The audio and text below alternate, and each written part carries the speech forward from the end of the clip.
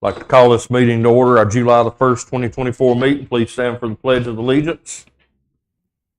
I pledge allegiance to the flag of the United States of America and to the republic for which it stands, one nation, under God, indivisible, with liberty and justice for all. Thank you all for coming out tonight. First up, does any member of council have a conflict of interest or the appearance of a conflict of interest with regards to any item on the agenda tonight? If so, please state. Mr. Nern? No, sir. Mr. Fosdell? No, sir. Mr. Hargraves? No, sir. Mr. Corbett? No, sir. Mr. Larkin? No, Mr. Mayor. Moving on, amendment and approval of draft agenda.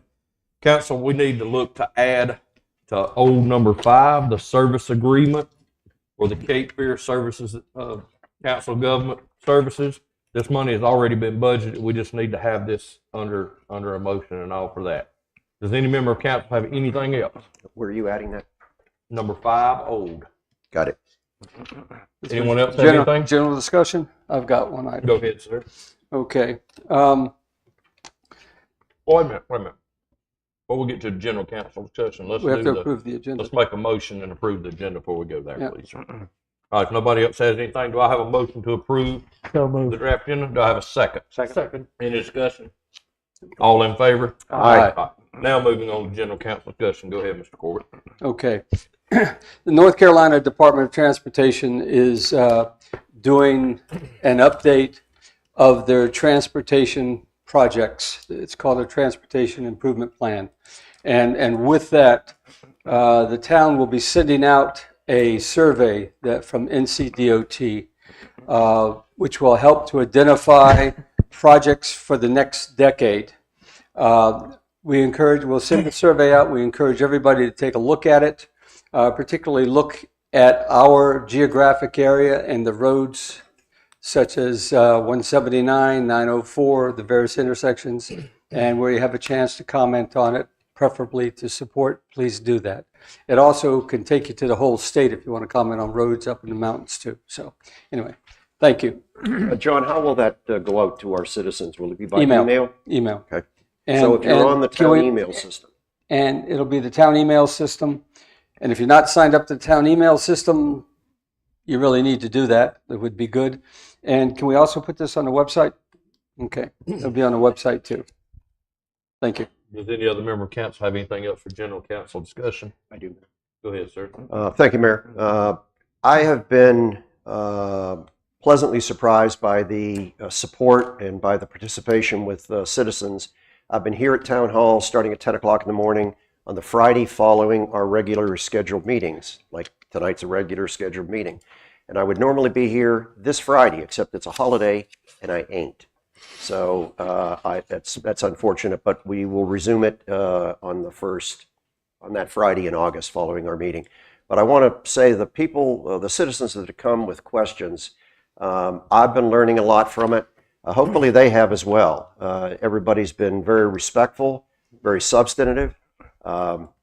Sometimes it's difficult to answer a question in 10 or 15 minutes, but I really appreciate the people that have taken the time to come here and help me learn more about you. Thank you. Does any other member got anything? Go ahead, Mr. Nerd. I have a couple of things. One of our ERC members, Don Egert, has resigned and will be moving out of the area. Don will be missed.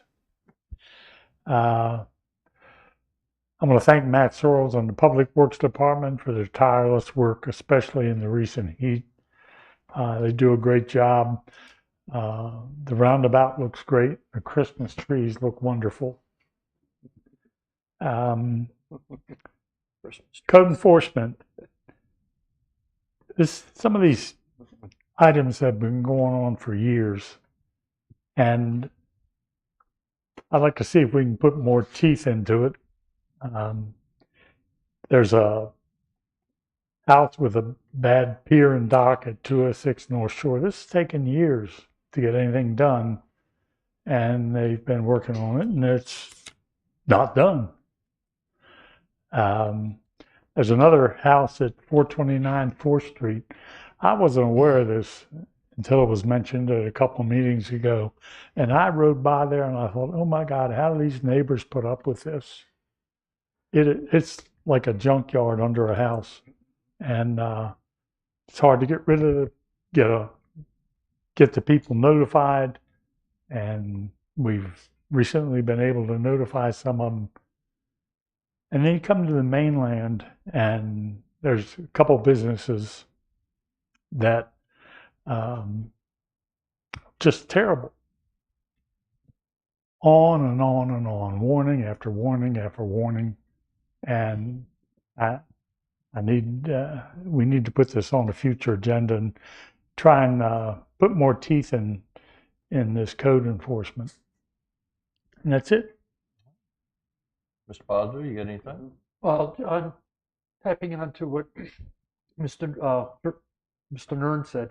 If people have issues with an area that they see it's bad, they should notify the town, because our code enforcement people can't be all over every day.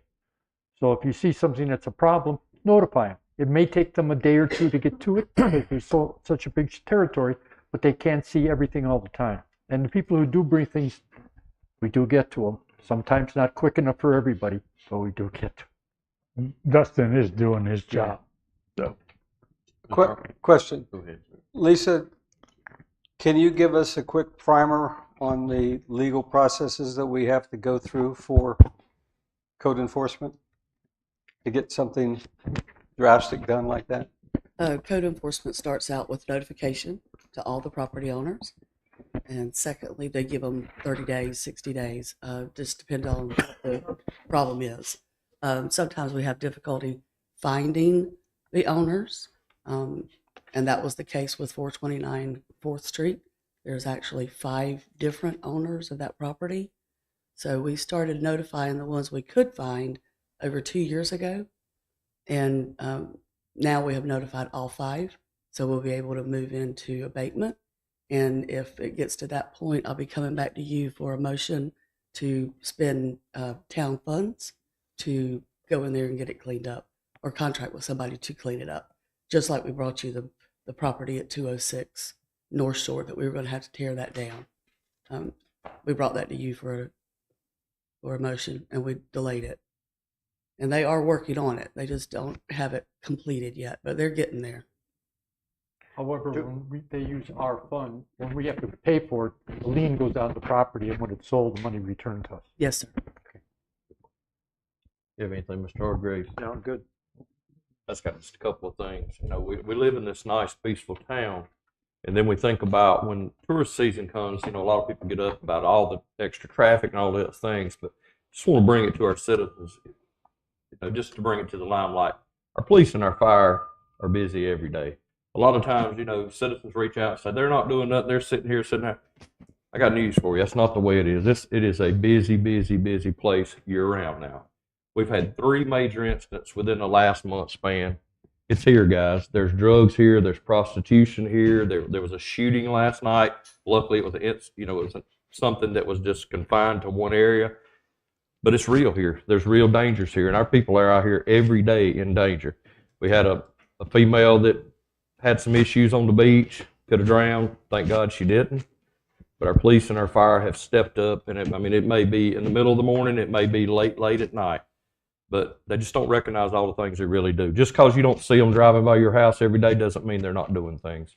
It is constantly a busy place down here. And I just want to thank you guys for all your service and all our people that work here. I mean, we have a great team here, and I'm glad to see everybody work hard to it. But it's not the little quiet town anymore. It's not just tourist season when we're busy every day. So just be alert. If you see things going on that you think's not right, report it.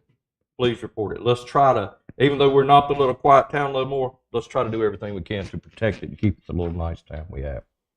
Anybody else have anything? Sir. All right, next, let's move on. We got a presentation, the ERC Twin Lakes update presentation. Mr. John Farrell, you have the floor, please, sir. John, can you start out by saying what the ERC is, please? Because a lot of people don't know. The ERC is the Environmental Resource Committee. And there are 7 members of the ERC. They're all appointed by the town council. You serve 2-year terms. Right now we have 4 open positions, And hopefully this coming month, there'll be interviews and new appointments made to fill those 4 open positions. We have a subcommittee that was formed to work on the Twin Lakes project. And this is an update report for the town council on that activity. I'm going to start out with some pictures here. I hope you all can see these photographs. This is a drone photograph of the East Lake that was taken back in October. And it shows the algae floating, the algae and the weeds floating on the surface of the lake. The next picture is the East Lake in May. And if you look at the algae and the weeds in this picture, there's still a lot in that picture, but there's less. Still, to me, when I first got this picture, it was disappointing because of the effort that had gone into it by Stillwater to take care of the weeds and the algae. But then a month later, in June, we see the East Lake, and there is a tremendous improvement in the amount of weed and algae that are on the surface. Just to kind of orient everybody to this picture, on the right of the picture is an arrow to where the birdwalk is at. So if you were standing on the birdwalk, you'd be looking at the Gulf hole and out over the waters. And there's a lot less algae and weeds out there now than there were several months ago. Steve Wilson had told us when he did the treatments, it would take a while for them to work, but it seems to be working right now.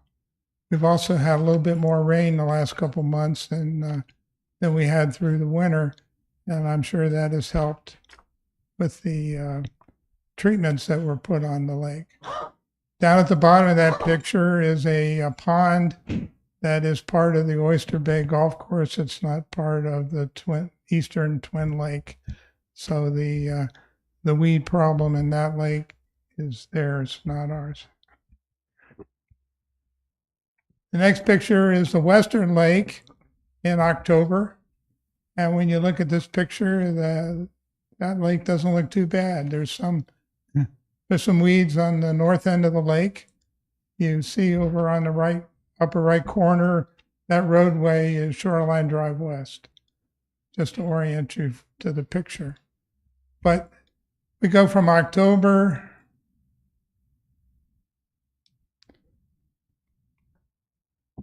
to May, and all of a sudden, after a very dry winter, we have a lot of algae and weed growth in the West Lake.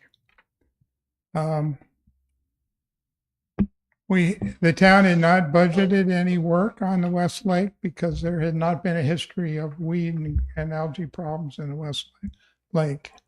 So when we look at what the conditions are in June, the conditions are worse. The algae and the weeds are just a lot thicker. And the town had plans to treat the West Lake, but that was stopped by the DWR, by the DEQ. We'll talk a little bit more about that later. What is DEQ? What is DEQ? Department of Environmental Quality. Thank you. Right.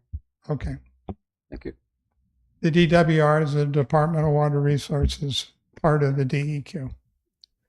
Are there any questions from the council on any of these pictures? No. First thing I'd like to go over are the accomplishments that have been done over the last few months on the Twin Lakes. The town contracted with Stillwater to treat the ponds and lakes. And you can see the impact that had on the Eastern Lake. The West Lake was not treated in May or June as we had tried to do. We being the town, not the ERC. But because of the Department of Environmental Quality's requirement to approve the treatment plan. Stillwater has taken some water sample and done some analysis on it and identified the weeds that are in the lake for the grant application that the town submitted. The town has submitted a application for the Aquatic Weed Control Program grant. Now, this is only for noxious weeds. This does not include treating algae. The application isn't due until October of this year, but it was decided to apply early at the request of the DWR so that they could begin their assessment this summer while the weeds are at peak growing season.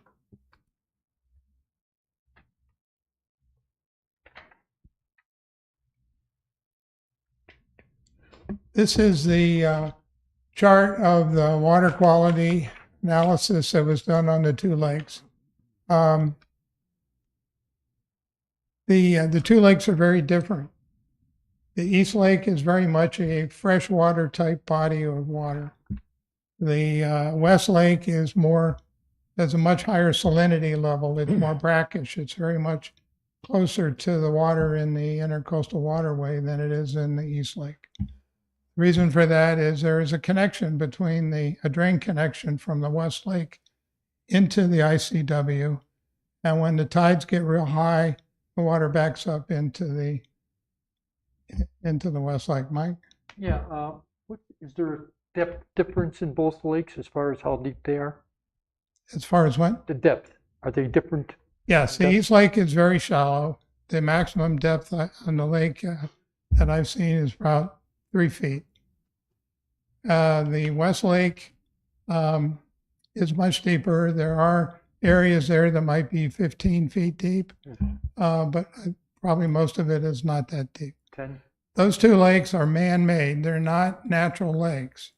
They were formed when the Gore family dredged material out of the lakes to create the roadbed for Shoreline Drive West. So the East Lake is very much the type of area that you would expect from a marshland. More like a pond. Well, it's marsh that's been dammed up and the water's just built up over it.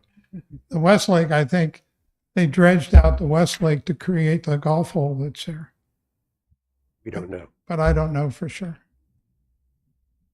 Thank you. Now, as part of the treatment plan that they had, they specified they intended to use a copper-based herbicide for treating the weeds and the algae. And a professor at UNCW has questioned the use of copper-based herbicides because of the toxicity of the herbicides on marine life. But we might have to go back to Stillwater and ask them to come up with an alternative to get an acceptable treatment plan. I don't know. But that's one thing that we've just learned. John, there was a page that we have in our packet that you didn't talk about. Accomplishments continue the great opportunity investigation for algae control, U.S. Clean Water Act, sections 303D and section 319. No, it's in here. I'll get to it. You'll get to it? Okay. Okay. All right. That was, Yeah, so okay. It's Thank you. changed, Mike. It's changed. this Okay. is, Okay. Mike, this is Rev 5. I understand. I You understand. know how usually I'm confused. We did a study on rainfall that has gone into the Twin Lakes. The Twin Lakes have no stream. There's no stream feeding water into the Twin Lakes. All the water in those lakes comes in from runoff or from backflow from the ICW. So rainfall is very influential on the water quality there. And if you look back over the last umpty-ump years here, you'll see that the last 2 years, we've been about 30% below the 10-year average from the prior period. That is lack of rainfall is one of the things that causes weeds and algae to grow at an accelerated rate. And the reason for that is that it densifies the nutrients in the water, and it causes the plants to grow faster. If you look on this chart back around 2011 and 2012, there was also a time period there where we had low rainfall. And at that time, there was a fish kill in the West Lake. We haven't experienced a fish kill at this time, but history tells us that it can happen. It has happened before. But of course, in 2011 and 2012, that was before the town had ownership on the lakes. Right now, rainfall in 2024 is running pretty close to what we had in 22 and 23, although I just checked the data yesterday at the end of the month of June, and June was actually at about 90% of the expected average. And May was actually a pretty good month too. So we've had a couple of pretty good months here. But the total rainfall for the year is really going to be dependent on what happens in the next 3 months, because July, August, and September are the 3 months of the year with the greatest monthly rainfall on average. So we'll have to keep an eye on that. But the more rainfall that we can get, the more water will go into those lakes, and the more flushing we'll have, and the better things will be. One thing to think about, though, if you had 3 years in a row where rainfall was 33% below average, you've essentially lost a full year of water. That's very impactful on things.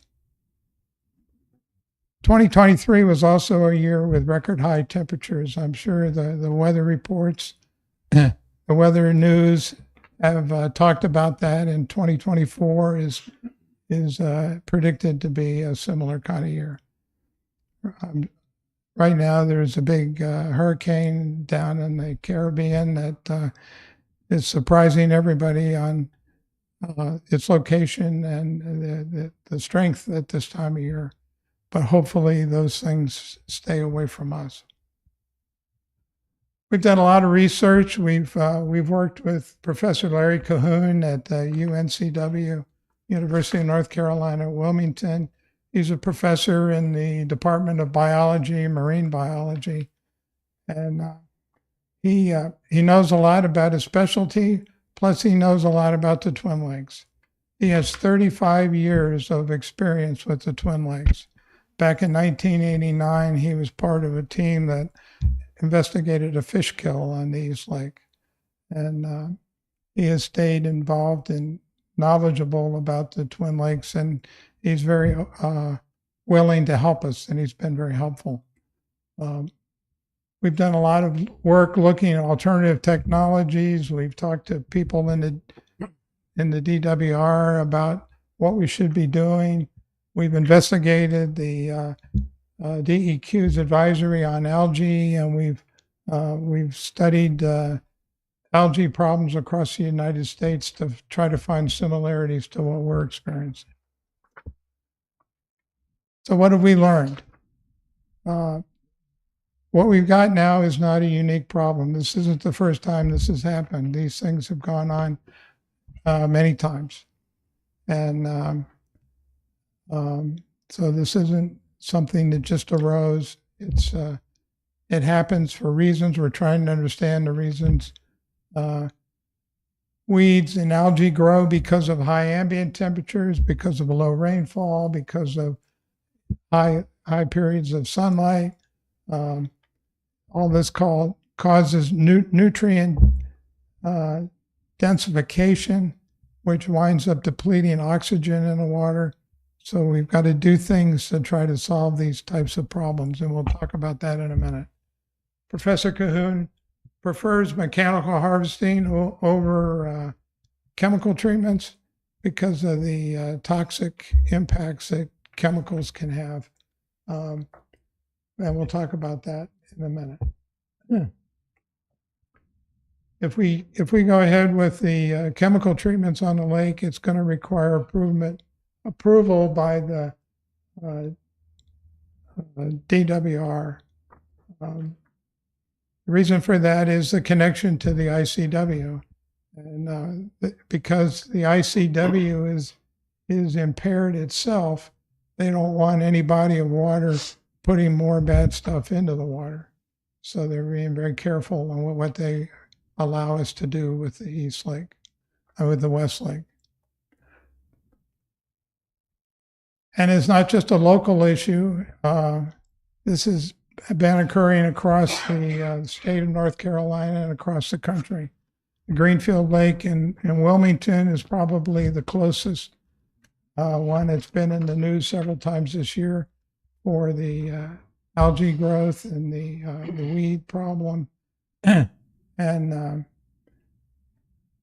we've contacted the people in Wilmington and gotten their advice on what we should be doing. There are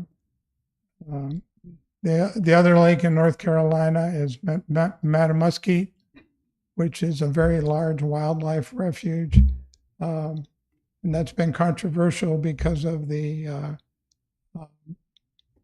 treatments that were approved but objected to by the environmentalist. So that whole program's been put on hold. There is a lake in California that's so large and it's so badly polluted with algae that the satellites can see it from space. The DEQ has issued an advisory to avoid contact with algae blooms, and that needs to be communicated to people. Toxic algae, if the algae in the lakes would become toxic, and we're not saying it's toxic yet, we don't know that. But if it were to become toxic, it wouldn't just affect the people that live around the lake. It would affect people playing golf. It would affect people fishing. It would affect people on the birdwalk. So this is bigger than the community of people living around the lakes. I contacted Dave Mays, the Director of Public Services in Wilmington. They bought their own mechanical harvesting equipment and they use it with their own city employees. And they use a combination of treatments. They have sterile grass carp in the lake. They use herbicides and algicides. And they're looking at a whole bunch of other things. They use floating aeration devices. Despite all of their efforts, they still have trouble. They still have fish kills. They still have algae growth. But it's something that they just have to stay after. And hopefully we can learn from that and we can do better than they do. So the township prepared for continuing weed and algae growth. We're learning a lot this summer, and hopefully we can be better prepared for it next year. 2024 is forecast to be hotter than normal again, and we're supposed to have reduced rainfall this year. And the next 3 months are kind of critical as to whether we can catch up or whether we fall behind again. Tropical storms, nobody wants tropical storms, but the benefit of flooding rainfall would be flushing the lakes. So we have a bunch of treatment options to choose from.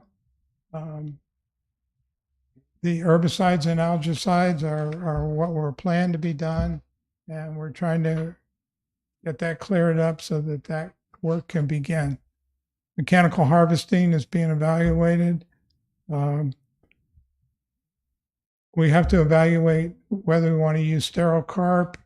Bubbler aerators are in the budget and will be installed in the lake, in the East Lake. If we do the aerators, using bioblocks is a good option to go with that. The one thing that makes mechanical harvesting Go ahead, keep going. makes mechanical harvesting attractive is it doesn't require DWR approval. What's a bioblock? A bioblock is a block of material that releases bacteria into the water, and the bacteria eat up the muck and the debris on the bottom of the lake. Okay, thank you. But bioblocks need to be used with aeration, or the bacteria use up all the oxygen, which causes other problems. More problems. So no option by itself will solve all the problems. They have to be used in combination, and there's no single fix. There's no one-time fix for this problem. It's something that's going to have to be put into an ongoing program to stay ahead of it. So we need to come up with a combination of cost-effective treatments to be effective. We did look at mechanical harvesting and contacted a company called Solitude Lake Management. They gave us a quote. They think they could mechanically harvest the weeds and the algae in the lake in 20 days. And it would produce about 1,400 cubic yards of material that would have to be disposed of in a landfill. This is more expensive than we have budgeted for the treatment of the lakes, not just the lakes, but the whole town pond and lake system. So it's a premium cost item, but it's something that can be done relatively quickly. Yes, Mike. We got some information on that firm today, yesterday, I think it was, and my rough calculations is we were talking about 800 dumpsters of material that would be pulled out of those lakes and let dry in order to ship it over to some recycling firm. That's a lot of stuff coming out of the lake. Well, it's 1,600 cubic yards of material. Mm-hmm. Now, they tell me if you let that sit overnight, the water drains out of it and it settles down, and we get 16 down to 14. But 1,400 yards of material is still a lot of material. But that material should be able to go to a disposal site and be composted. So it has some beneficial reuse possibilities. John, well, what was the cost of mechanical harvesting? Well, they quoted $53,000 for the service of removing it. The cost of disposal, I don't have a cost for that, although I'm guessing we're probably talking about another $15,000 or so for that. So that's up to 68. So we're up in the range of about $70,000. Now that would be, because of the improvements we saw in the East Lake, maybe we could reduce the amount of time that would be required. But we're talking about something in that ballpark. This isn't a 6-figure operation, it's a 5-figure operation. How often does it have to be done? Just take the word. How often does the, Probably have to be done every year. every year? Okay. Mm-hmm. How much do bioblocks cost? I don't know. They're relatively cheap. You're talking about $4,000 or $5,000 for everything you'd need in bioblocks. But they'd go in concert with the bubblers that we've already budgeted. They'd work together. More questions? In your note, there's something about hydro raking as well. Yes, I didn't put that in this. No. They have a option to mechanical harvesting called hydro raking, and it's very much like dredging. They bring a scoop out and they go down on the bottom and they scoop out all the materials. They could do that. It would be extremely expensive, and it would be a very long length operation. Okay. So it's probably cheaper than dredging the lakes, but it's still very expensive. Question is, if you dredge it, you have to, dredging, sometimes you don't have to dredge it again for 5 or 8 years or whatever it may be. But if we have to do this yearly, you gotta Well, you wait. wouldn't do hydro raking every year. No, but I'm saying that no matter what you do, if you dredge, you can, the ocean you can keep for, the intercoastal, you can, sometimes you don't have to go back for 5 to 8 years. Right. If you do the lake, recovery may be even slower to worry about it.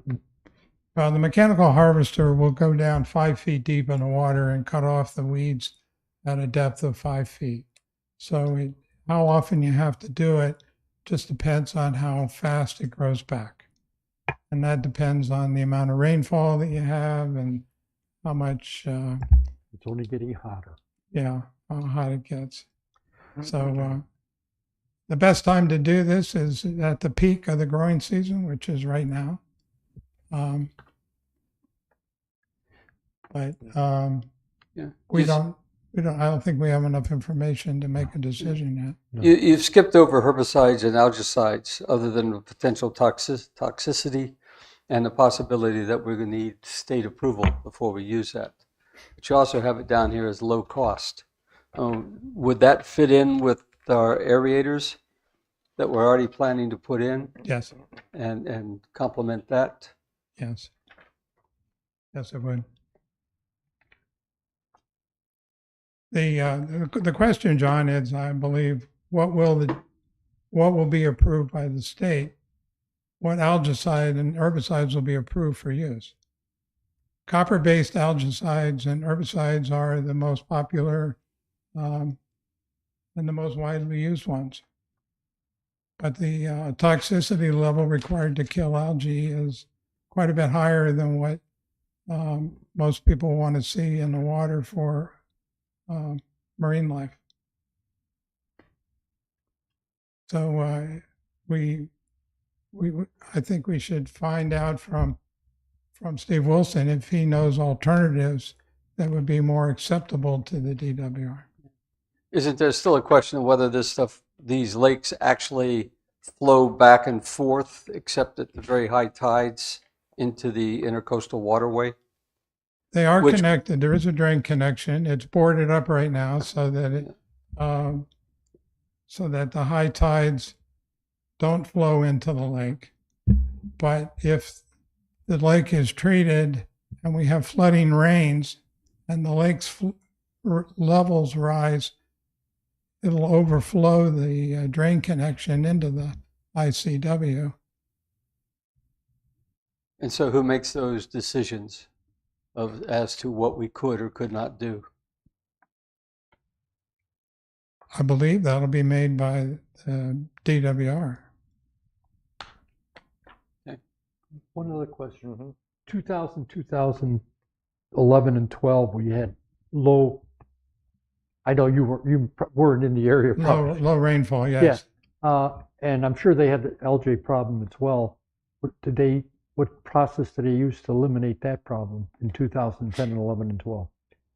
We didn't eliminate it. We Lived with it? It wasn't owned by the town. I know. And we took private donations up of the people that lived around the lakes, and we did chemical treatments, which really didn't improve the lakes, but it kept them from deteriorating further. Okay. Because we were only able to raise $18,000 a year. And I understand, Mike, that when the fish died, that the golf course employees went out and cleaned up the fish kills. Because the golfers didn't want to see the fish, so they weren't playing golf. So the golf course was motivated to clean up the fish. They didn't want to smell the fish either. They had there's a minor fish kill on a pond in Sea Trail, and turkey vultures took care of the fish kill. So what can we do right now? We're going to get clarifications on what treatments can be done. We've applied for the grant program. I think we ought to consider testing the algae periodically to see if it's become toxic. And of course, if it is, then we have to warn people about it. Treatment costs are expensive. So the ERC is going to continue to look for more grant opportunities, and we're going to continue our search for research graduate programs interested to study the lakes. The final thing is the community needs to come together on this to try to limit the nutrients getting into the water. That can be done by limiting the use of fertilizers and animal waste that flow into the lake. Now, when I talk about animal waste, I'm not talking about pets. I'm talking about wildlife. That's kind of beyond human control, but Clear cutting. animal waste does add to the problem. People can use buffers around the property at the edge of the lake. They can let the grass grow longer to act as a filter for runoff going into the lake. Yes, Mike. How much effect is the chemicals, do you think, on the Oyster Bay Golf Course flowing into there? Is that a big, is any reason not to go there and well, there's nothing you can do. I mean, they're going to fertilize your golf course. I mean, that's for sure. Is there anything you can do about the edge, rough edge, to keep the fertilizer out? That's I can't answer that question. That's more between you guys and the golf course about what kind of agreement you can get. The one thing about the lakes, if they are determined to be the jurisdictional waters of the state of North Carolina, then that requires any discharge into the lakes to be permitted. So if they cut grass and blow it into the lake, if they collect materials and dump it in the lake, then that requires permits from the state to do that. John, since I do live on Oyster Bay, I saw them fertilizing, and they use a direct method. They just don't spread fertilizer; it's liquid. They have to fertilize more often, but it certainly cuts down on the runoff, according to the people I talked to there. No. If it gets saturated into the ground and the water flushes, Eventually, yeah. it gets runoff. So anyway, a couple of months ago, you all gave us the challenge here to study this lake, and we've worked very hard to do that. I think we've made a lot of progress, and this is the group of people that's done that. The subcommittee is myself and Steve Hines, Mila Millman, Candace Sieben, and we have a couple volunteers from the community that have helped us, Mary Hughes and John Wells. John is the one that's provided all the drone photography for Twin Lakes, as well as the study we're doing on Jinks Creek and Tubbs Inlet. So this is the team that's worked together, and we worked hard, and we're going to continue to do it until we finish. Any questions? Just a comment. You and your team have done a tremendous amount just to increase council awareness and town awareness, as well as community awareness. But I think you pointed out that it's going to take the whole community to be part of this. Yes. In terms of taking care of those lakes, however it is, whether it's by how we pay for it or how we get people to do the buffers to help reduce the flow into the lake, or whatever it happens to be. And there's still a lot of questions coming up. DWR, whatever permits, who has jurisdiction in that. So you still have work to do, but you've done an awful lot of work, and that's very much appreciated. Thank you. Thank All of you. I would second that. It's very important that this type of work be done. Just keep us, you're going to keep working on this. I suppose your subcommittee is going to keep working on Absolutely. this and finally come up with a plan that you're going to recommend to us down the road, hopefully.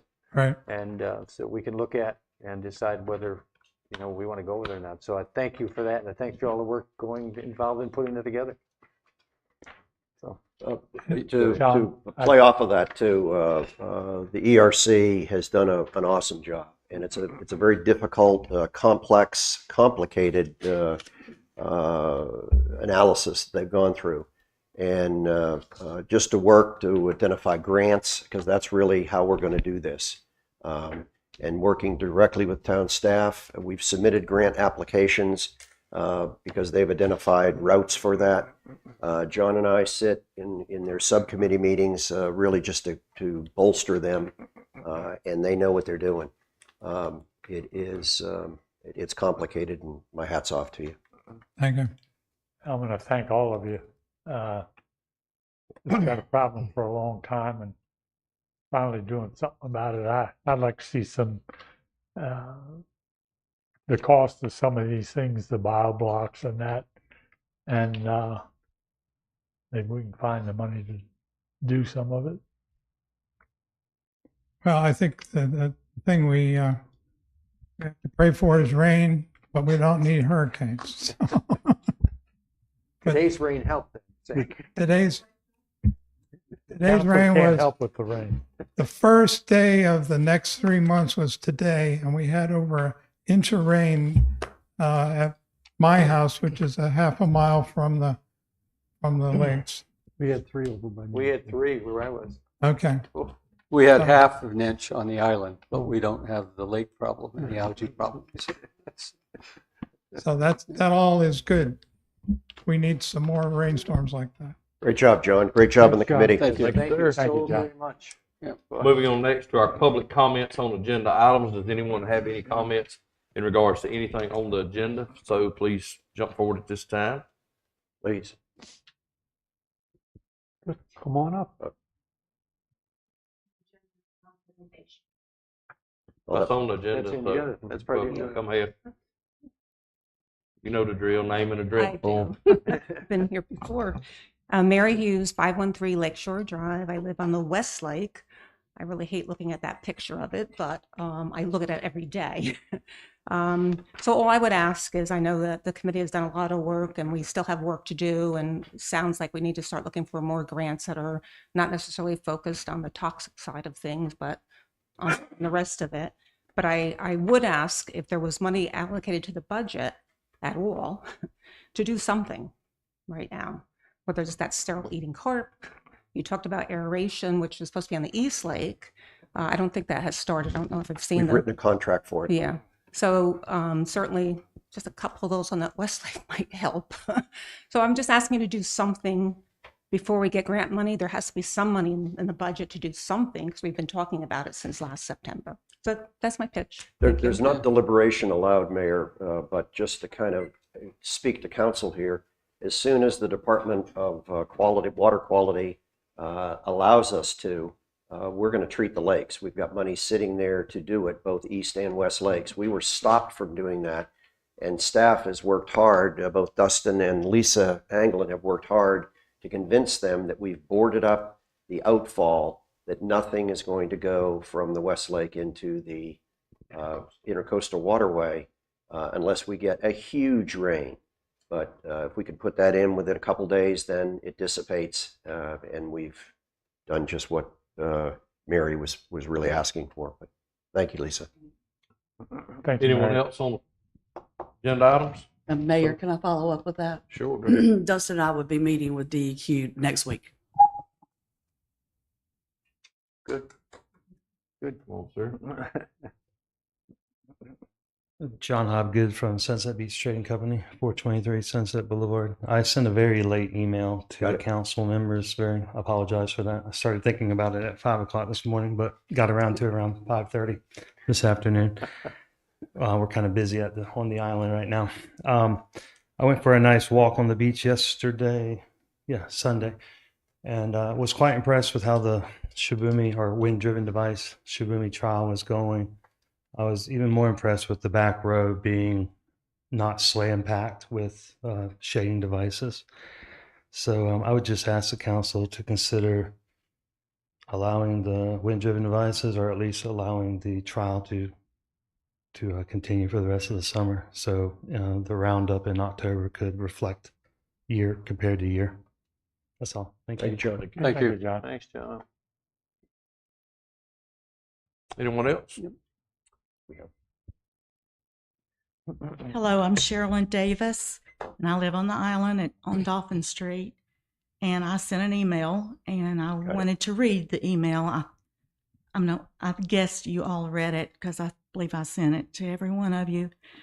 So I wanted to come tonight and read my email to you. First of all, thank you all for serving our city of Sunset Beach, and we appreciate all the work that you all do. I would like to thank you for allowing us to use the wind-driven shade devices here at Sunset Beach. It's important for our homeowners, our community, our guests, our tourists, whether they're young or old, to enjoy the beach with some shade. Those of us with families and grandchildren who like to play in the tide puddles and close to the water's edge are grateful that we can watch our children and our grandchildren, and we're close enough that we can take pictures and enjoy the memories that we make here at Sunset Beach. We have a very large beach here at Sunset. There's plenty of room for all shade devices. That's my opinion. For our visitors, our tourists that come every year, it's important that they can enjoy shade at our beach without having a law to tell them where they can sit or where they can't sit. Parents need to sit close to their children and be able to watch their kids playing in the waves, the water, or the tide puddles. I'm very much concerned about skin cancer, and having a wind-driven shade device that provides the SPF that I need along with my sunscreen, it allows my family and my grandchildren and I to enjoy the beach. I understand the need for the larger tents to be placed on tent row for the larger gatherings. The rental tents and the tourists and the visitors, I know they rent those in advance, but I could personally never carry one of those big tents that they set up. The wind-driven devices are lightweight and easy for all to carry, even at my age. Perfect for adults to watch their children. They provide SPF sun protection for all ages. They provide shade for couples or a smaller family group of 2, 4, and sometimes up to 6 people if you have a couple small children. And lastly, the wind-driven sunshade allows me, as a homeowner here on the island, to go and enjoy the beach by myself or with 1 or 2 of my family members. Thank you for making Sunset Beach what it is today. It is the beach that everyone loves, the beach that people have grown to love through the years, the beach that people want to rent a beach house for their family to come and have a vacation every summer. I don't personally rent my home, but many do. The beach is safe for our family and our children of all ages. We enjoy to walk, ride bikes, sit on the beach with our shade. Sunset Beach has the kind of environment, if you lose something or drop something on the beach or leave it behind, if you let people know on our Friends of Sunset Facebook page, they are always willing to try to go out and locate your lost item. That's a very important thing that we can be proud of here at Sunset Beach. Thank you. Thank you. Thank you very much. Anyone else on agenda items only? Yes, ma'am. This non-agenda has to wait to the end. I'm sorry. Yes, ma'am. All right. If we have it, does anyone else? All right. If not, we're going to move on. The consent agenda, the April 8th, 2024 special meeting minutes, April 16th, 2024, May 2024, April 16th, 2024 special meeting minutes. Police Department May 2024 report. Finance Department May 2024 report. Fire Department May 2024 report. Public Works Stormwater Department May 2024 report. Building Inspections Department May 2024 report. Code Enforcement's Projects Department May 2024 report. Does any member of council have any questions for anybody from this department? Go ahead, Mr. All right, Mayor, I've got one item that has to do with the Finance Department report, F4, and I'd like to pose that to our Town Administrator, Ms. Anglin. Lisa, the subcontract with the vendor we have for I'll call it the VRBO, Airbnb subcontract. Can you give us an update on that? And I only request that at this time because the accommodations tax happens to be a part of the finance report, which that would feed into. Yes, sir, I can give you an update. I'm actually meeting tomorrow with an executive management team from GovOS to discuss the town receiving a credit for the 3 months that we are behind. They had a lot of turnover, and we feel like we are due that credit. They had a lot of staff turnover, had a lot of things going on in the beginning of the year. But good news, we are planning to go live in 2 weeks. We start training next week. Anyone So else? I have a question also tied into the accommodation tax. Do we have a sense of, or can we get a sense from rental agencies and that, whether rentals are continuing at a normal level, or whether they're higher than before, or whether they're going down? Some people I talk to think it's not as much business taking place. Others say there's plenty of business taking place. Yes, I can do that. Thank you. Anyone else? Got a, for Kerry, just, you can sit right there, but Kerry had in his report that he's had complaints for workers beginning, construction workers beginning before 7:30 a.m. I've had those complaints from people also, and I thank you for what you're trying to do. He talks about sending multiple emails out to contractors, informing them to contact their subordinate or subcontractors to be aware of the town's policy. You're doing all you can to make sure that work doesn't start until 7:30, and I've passed that on to other people, and I thank you for doing that, and thank you for taking the leadership on that. Anyone else? If not, do I have a motion to approve the consent agenda? So So moved. moved. Do I have a second? Second. Any more discussion? All in favor? Aye. Aye. Any member of staff that doesn't have anything left, you're welcome to leave. Next up will be our town administrator report. Go ahead, Ms. Angman. Thank you, Mayor. I'll give them a second for them to leave. Okay, thank you, Mayor. I would like to start off by commending and saying thank you to some of the police department people who put themselves in jeopardy last night. I have lived in Sunset Beach all my life, and I don't think I've ever heard of a shooting in Sunset Beach. So I was very rocked to the core this morning when I got the call. The people I would like to thank is Officer Anthony Huddleston, Sergeant Matt Harden, Assistant Chief Stan Gerganis, Detective Sergeant Jared Cox, Chief Claymore, and 3 detectives with the Brunswick County Sheriff's Department for responding to the shooting shots fired call early this morning in Sea Trail. That came out at 12:40, I think, this morning, and I could just imagine I would have been scared to death, especially if I was living in that area, and that area has a lot of tourism that comes and stays in those condos. So it was very eye-opening for me. And to echo the mayor about the comments of, if you see something, call 911. That's the best way to get them. That's the best way to get an officer or a fireman to you in the quickest amount of time. I listen to a scanner all day long, and I hear them responding, not just us, but everybody responding, and it's minutes, seconds sometimes before they're already on the scene. So please, for anything that you need at all, just call 911, and they'll get the person that Lisa, you need to you. Could you clarify? Many of our visitors and our residents think a 911 call is for a life-threatening emergency only. And in Brunswick County, it's not. You can call for animals, hurt animals. Help me out, guys. Locked out of your car? Locked out of your car. We hear, what else? What you want to do, though, as soon as they answer, you want to say, they'll say 911, you'll say, this is a non-emergency. You want to de-escalate the call, and then you explain what it is, and then the 911 operator will make the judgment as to who needs to be called and how to categorize that call. And they are some of the calmest people I've ever heard in my life. I don't know how in the world they do it. I could not be a dispatcher. There's just no way.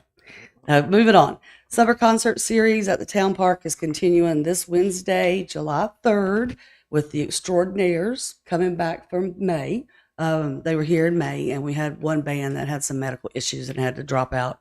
And the concerts are from 6 to 8 in the town park.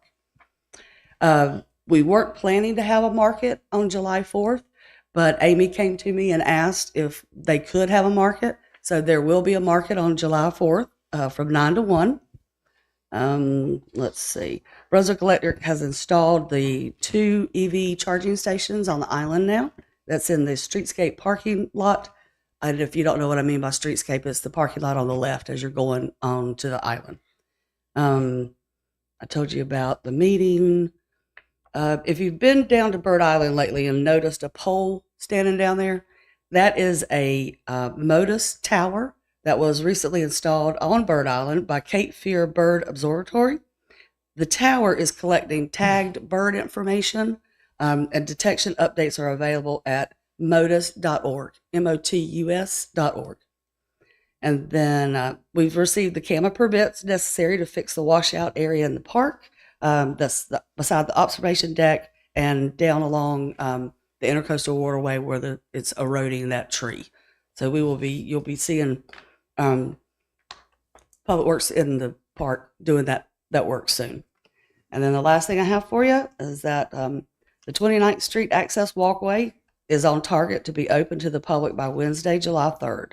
Wow. 8 walkways were replaced or repaired over this last winter, fall season. We utilized grant funds and then funds from the Beach Erosion Fund, so we didn't use any money from general fund.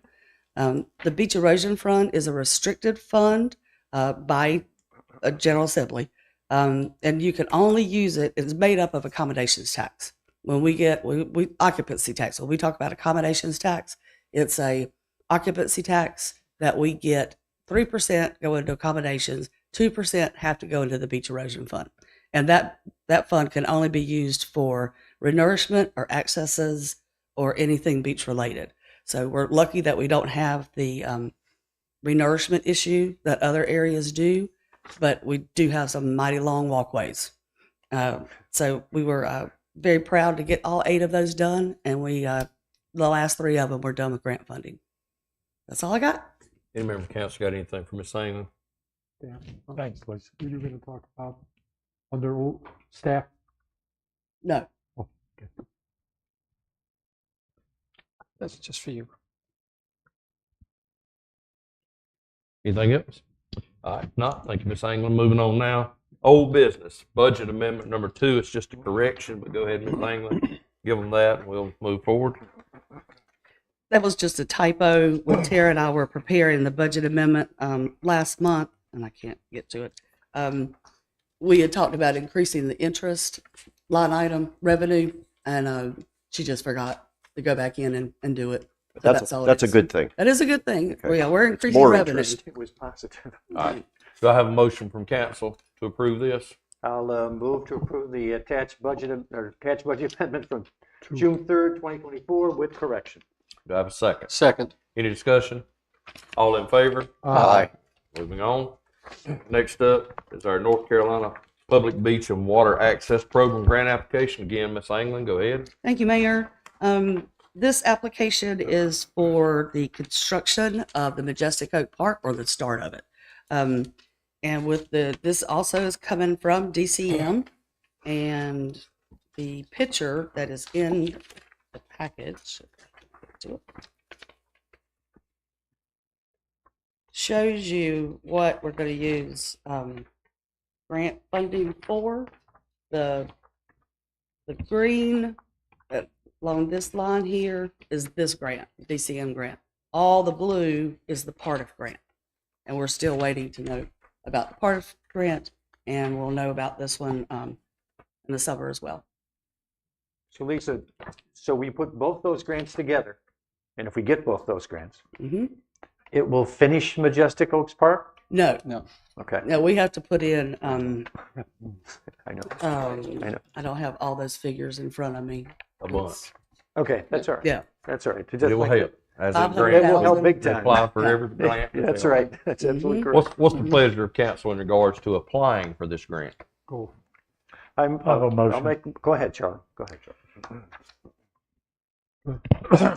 I move that we approve the submittal of North Carolina Public Beach and Coastal Water Front Access Program grant. Do I have a second? Second. Any more discussion? All in favor? Aye. Aye. All right. Moving on next. Can I do one more thing, Mayor? Go ahead. The Majestic Oak project is not budgeted in the 24-25 budget that we just adopted and started today. I don't foresee us getting to that point or having to spend money, or if we do, it'll be very little, because we will now put out an RFP for engineers and consultants, and then they will come to you and make a presentation, and we'll choose a consultant to help with the construction plans of the park, just like we did with the dredging project. So I don't foresee us spending money in 24-25 for Majestic Oak Park.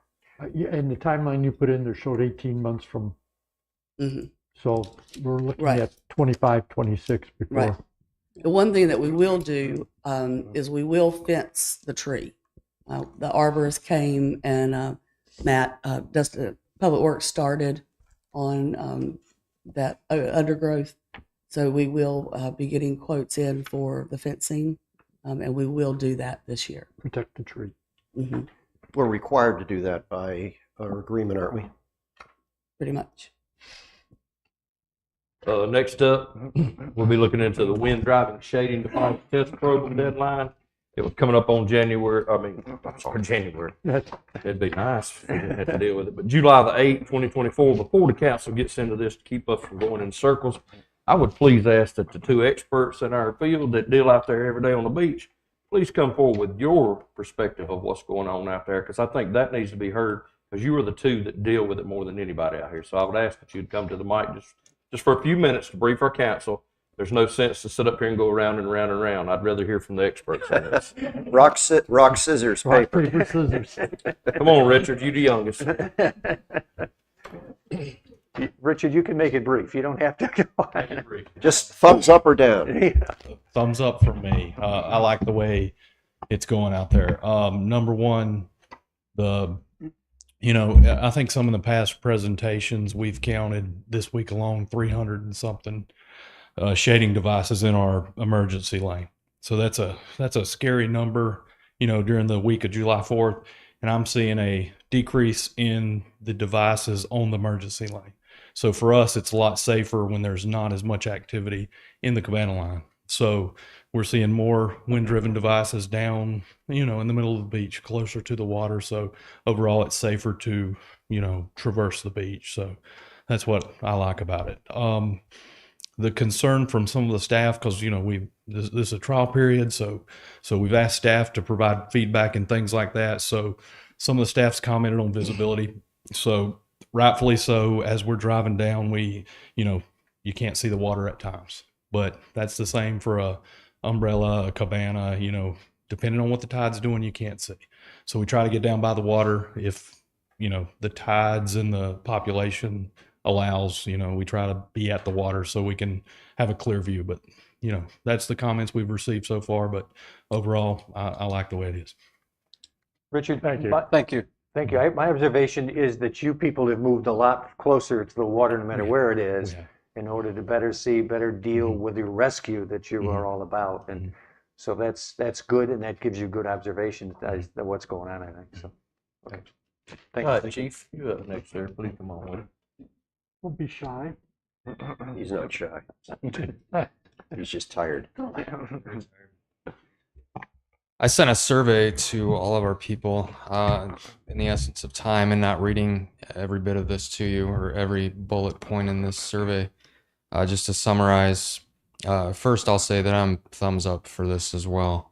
But from a code enforcement perspective, I asked personnel that work the beach more frequently than I'm out there, has this affected their ability to do their job?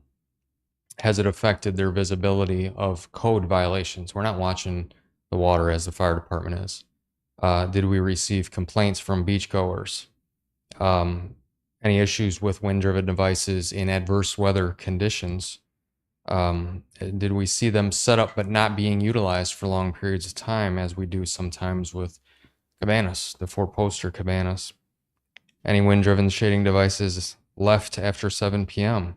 Do you ever find one sitting next to a trash can? And a summary of whether or not they support it. In the survey responses that I've received, all of my people are supportive of the change of the devices being for the emergency access lane, for the cabana line. It frees up more space on the cabana line for people that want to continue to use the old tailgate style. When I say old, those are still being produced, but the heavy, bulky four-post cabana, there's more room for those. I have several emails that I've printed out from people, both for and against, that I have as well, and the majority of those are supportive. The people that are complaining about the devices, I've heard, well, they're noisy. Well, the ocean's noisy. So are radios. So are kids screaming and yelling. But we're not going to ban any of those things. From our perspective, it has not affected the way we do our job. In fact, it's made it easier. There's less movement of cabanas that are in a wrong spot. If a shibumi, or if a wind-driven device is set up between 3rd and 29th, absolutely we move it. But outside of that, we don't have to mess with it. We're just still dealing with the regular cabanas. So I urge council to make this permanent. That would be my recommendation.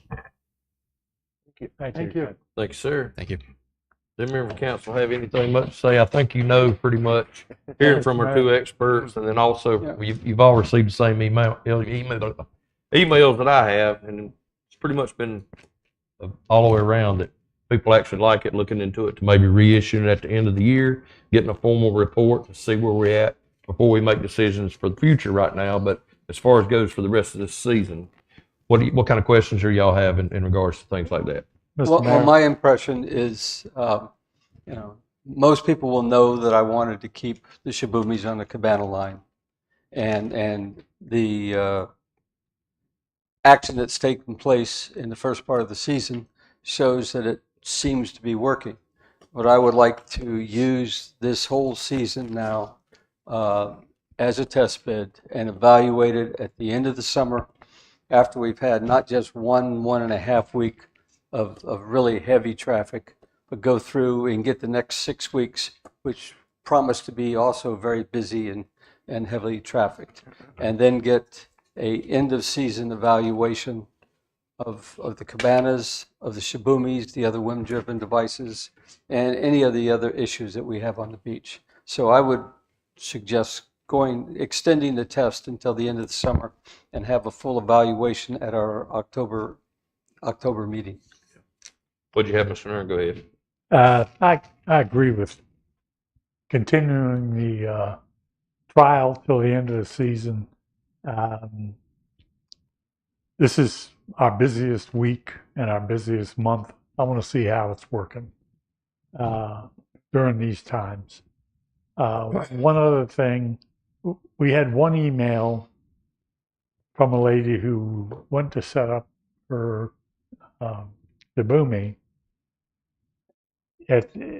next to a cabana, and a commercial cabana vendor told her she couldn't set up there. It was just for cabanas. That is not true. You can set up the wind-driven device any place on the beach. That's what the experiment is. Except between 3rd and 29th. Well, yeah. But you're right. You're right. You know what? Anyway, cabana vendor tells you can't set up next to them. Don't listen. I got a couple of quick comments. I think the way we handle this, I think, has been excellent. For instead of trying to sit up here and make a decision without going through a trial period, for the first time we've gone through a trial period. We've looked at all the pluses and minuses. I hope all individually we have done that. I hope we've gone to the beach. I hope we've communicated with citizens. Obviously, we got our emails. I even heard indirectly from a cabana vendor who is just ecstatic at the back line the way it is now. The back line has changed dramatically, he said. And now with your Shibumis or wind-driven devices ahead of the line, there's room, and there's room for people to put cabanas. I didn't realize this, but I've heard this from people who live on the island, that they used to have to get in line putting up cabanas. They had to be there at 7 o'clock to get their cabanas in place. And I didn't realize that. And now they can go at 11, 12 o'clock and put their cabanas out there to where they're supposed to be, and it's not a problem. I was there yesterday at 1:30, and there were still places in the back line for cabanas or tents or all these ninjas, and John's good at this, Nesso and all those things. There was plenty of room for those things then, which I was amazed at because we're in the biggest week now. So I think that's all good. I think there's been a new dynamic in the back line, which makes it much more organized and much more able for people to use without standing in line and fighting for a spot like they used to. The other thing about the wind-driven devices come to me over and over again has been safety. Safety. As somebody said when we were talking before, way back, it works with the wind, not against the wind. And again, when you talk about other devices on our beach, whether it be umbrellas or tents and all those things, or cabanas, they can blow away. They can blow and they can be dangerous. Again, walking down the beach just yesterday, my wife and I, and we got to a point where a guy had come with his wife or whomever and was putting an umbrella in. As soon as he sat down, that umbrella took off. And he took after that umbrella. Now, he saved anybody from getting hit by a mile. No one got hurt, no one got hit.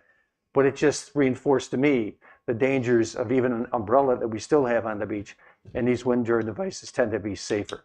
And certainly, you got to listen to the guys here who I met with last Friday who told me the same thing they just told you.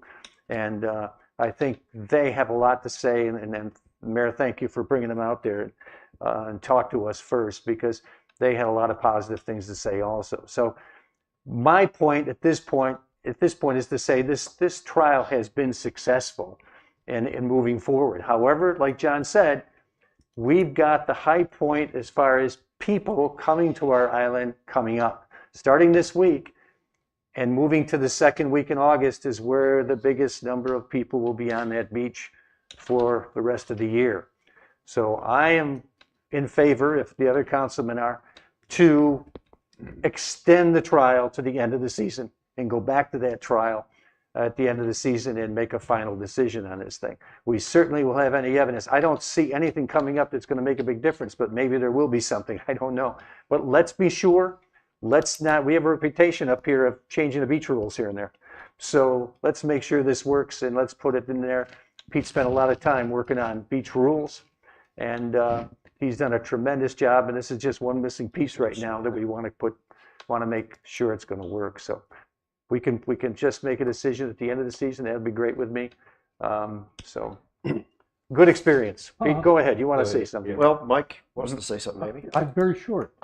It's just that I'm going to say that I'm for the Shibumis being left where they are till October, and I'm glad that Michael took all the time to tell us why. I tend to do that at times. I'm sure John Corbett, Mayor Pro Tem, wants to say something too. If we go back historically, the majority of town council wanted to have a test case that went until the end of May. And I said that was ridiculous. We won't be able to see anything. I wanted June, and I wanted up until the 4th of July. And we were able to get together and agree to extend that test period from May to July 8th. I think we're famous for not pulling the trigger on things. I think we have an obligation to our citizens that want to buy wind-driven devices. I think we have an obligation to John Hobgood, who sells them and has to stock them. This is a business decision. We've heard from the police and fire who are out there every day. To wait any longer, June, from accommodations tax standpoint, is much higher than August. So to carry this thing into October, I think all we're doing is pushing it away. I would suggest that we end the test period. One of the things that we're faced with right now is we have a municipal code that we've made a bunch of revisions to. It has not been posted because we're waiting for this test period to be over with. I would venture to say that the police may have a difficult situation enforcing rules that are not publicly in the municipal code yet. And if we have to wait till the end of the summer to do this, I think we're just shirking our duties up here. I'll go along with the majority of town council. I may abstain, but I think we should have a motion before us that says that the test period has been an overwhelming success and that we should end the test period and incorporate the rules that we penned and agreed to several months ago. Thank you, Mayor. Yes, sir. Are you making that a motion? Yeah, you're No. councilman. No, You I make just- the motion. I don't want to cut our Mayor Pro Tem off from having a Okay. conversation. Well, I think everybody's pretty much in the same agreement that we're gonna extend this. If I'm not mistaken, Lisa, we did I have a don't want to motion, extend. but yeah, What's the I know you don't. You'll Yeah. go along and get along. We know that. Let's roll with it. We're gonna get on with it. Do we need a motion on this? Did we make the motion to extend it to the thing? I think so. Yeah. So let's go ahead with Yes, it. you do. I'd like to make a motion then to extend the test to the end of the summer and evaluate it at our August meeting, or October meeting. Give a date, please. What's the October meeting date, Lisa? Are you sure? It's right here. Should be right here. It's right there in the papers, 7th. October 7th. Second. All right. Any more discussion? All in favor? Aye. All right. Let's move forward. guys. Abstain. Good deal. Okay. Next up, UDO text amendment, open space requirement. Mr. McLeod, you have the floor on this one, sir. Thank you, Mr. Mayor. Alan, am I on? This is a text amendment to the open space requirements that came about as a result of a recent proposal for conditional zoning, where there was some confusion about the width, or basically the size of an open space that would be in compliance with the requirements of the ordinance. The planning board recommended approval for this. It did come to council at your last meeting, and there were some further questions that perhaps needed additional clarification, and specifically as it relates to the use of a smaller linear path for open space and whether or not that would also comply. And so I thank the council for pointing that out, because I think that could cause some confusion in the future. In my read of it, one option, and this would perhaps be my staff recommendation, would be to, on packet page 71, remove the highlighted language. I've highlighted the two areas that, in my opinion, have some additional clarification need to be added to them, and merely state that all open space has to have a breadth and depth of 50 feet in all directions, period. Remove that second clause.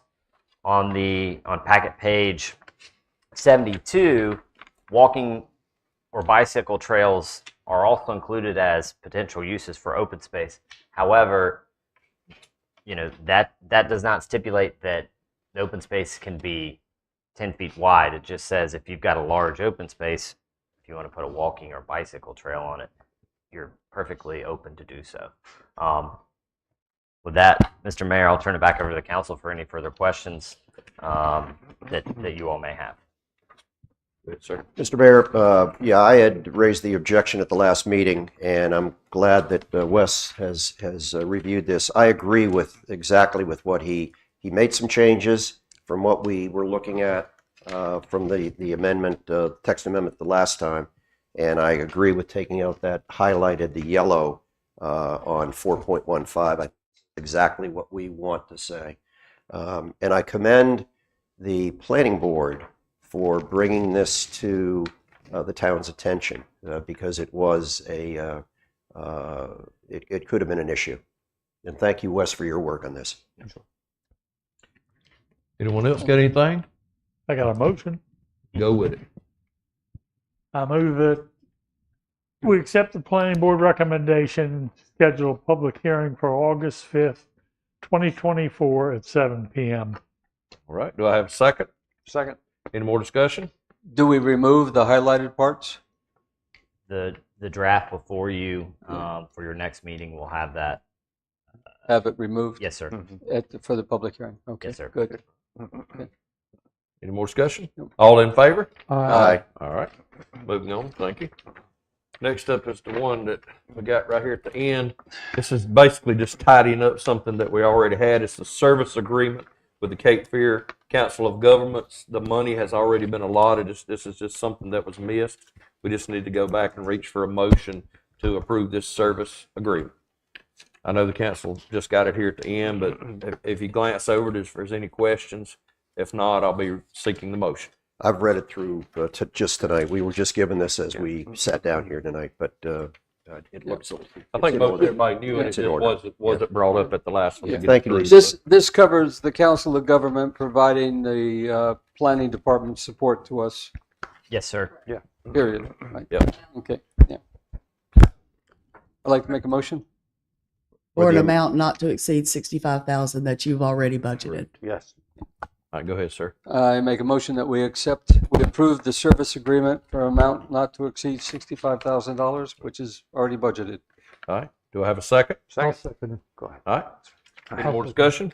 All in favor? Aye. Thank you. Moving up now to new business. L&H Angels Trace Holding LLC, the compliance review. Mr. McLeod, you have this one? You got anything for them? Thank you, Mr. Mayor. There's one item that I'll point out. I'll also provide just a brief update for what this is. Yes, sir. The council meeting, special call council meeting on the 18th. The council, it was, I believe, about a 4-hour meeting and change, 5-hour meeting. And so kudos to you all. And I'll say also kudos to the planning board. They spent a lot of time on reviewing this proposal by Logan Homes for approximately 1,500 units to be approved in the town's ETJ and subject to future annexation into the town. As a part of the approval, there were a number of revisions that were specified to be incorporated and to be submitted with a newly revised plan set, development agreement, and development agreement. Those items were all taken into account by the developer's engineer and their legal counsel and were submitted to the town. There's been a number of revisions and some back and forth on behalf of staff's standpoint. The only item that remains outstanding that was brought to my attention by Councilman Larkin is one item in the development agreement, and I'll point that out. It's on item 1.4 in the development agreement, addresses the use types. 1,500 units, not more than X number of units by certain use types. It would just be my recommendation that, for consistency's sake, that clause mirror condition 2 of the CZ packet, which specifies the unit count. So there's no confusion on what the entitlements are. Short of that, I have no further questions and open and available to any questions or comments you may have. Thank you, Mr. Mayor. Did you say that pick goes along with this? Or they both go along, or you're going to make a change to make that go along? It would be on Sam Frank and Morgan Smith and legal counsel that they would need to modify this development agreement prior to it being signed off officially. Okay, thank you. So just to be clear, the task for the council for this meeting was to go through and review all of these documents to confirm that all the changes that we wanted have been made. Okay. That's right. I've done that and I'm satisfied. Charlie? I'm good. Yes, I read through it. Everything looks good. Are you asking me? Are you satisfied? If you're satisfied, Well, I'll make a motion. I won't say I'm satisfied. And Wes and I have talked about this. We've only had the opportunity tonight. And for the audience, we had a special meeting, and there were many, many things that were discussed. and there was wording changes that were agreed to by town council and by the applicant. The applicant is not here this evening. It is my view that I am unsettled by several things. By several, I mean 4 or 5 notes. And the reason I'm unsettled is I'm used to seeing a set of plans that says this is what we want to build. And unfortunately, because this is a conditional zoning application, which means it's a negotiation between the town and the developer, and where both can gain. The town can gain some things, some features and benefits to the overall town that might not have been a part of our unified development ordinances to begin with. What I guess I have to ask Wes is well, I'll step back a little bit. Because the applicant has not shown drawings which show intersections, which show lots, which show amenities, this is drawings. This is a footprint of what is out there. Because they've kept that footprint the same through all of our, well, except for the first application they made, through the last 3 iterations. But they've made numerous note changes. And I had an objection at the last meeting, the special meeting, because the drawings did not agree with the notes. And what we went back and forth with the applicant, and when our attorney was here, is that our attorney informed us that the precedent in notes versus drawings is that notes and specifications take precedent over drawings. Now, what we're faced with here is a project that could take 10 or 20 years to build. So what me as an engineer, because I'm anal, I want to have down on paper so that 10 years from now, somebody's going to look at it and say, yep, that's what was approved by town council and agreed to by the applicant. Now, there are some of the notes here that I think, since the last meeting, have really not satisfied me. And I don't know where to turn. I don't want to hold this up because my goal is to move forward with this project. We've beaten it to death. We have made inroads with the DOT and for access and egress potentials that I think are extremely positive.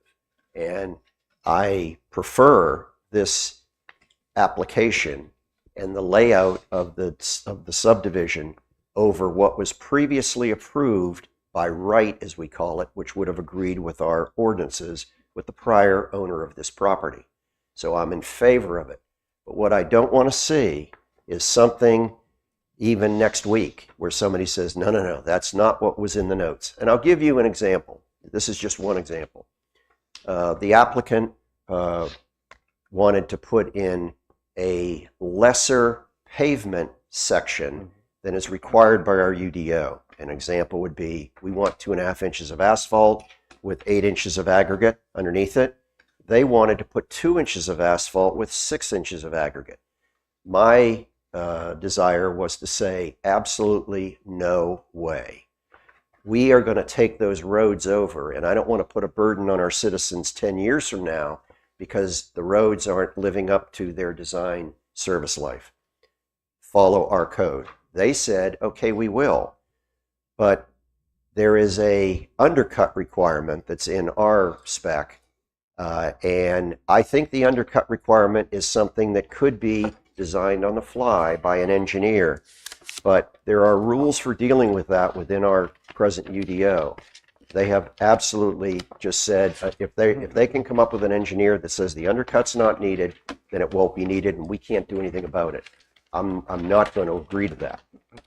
I want our ability to have an engineer look at it and say, okay, with this available bearing capacity at this area, yeah, you can get by with less undercut.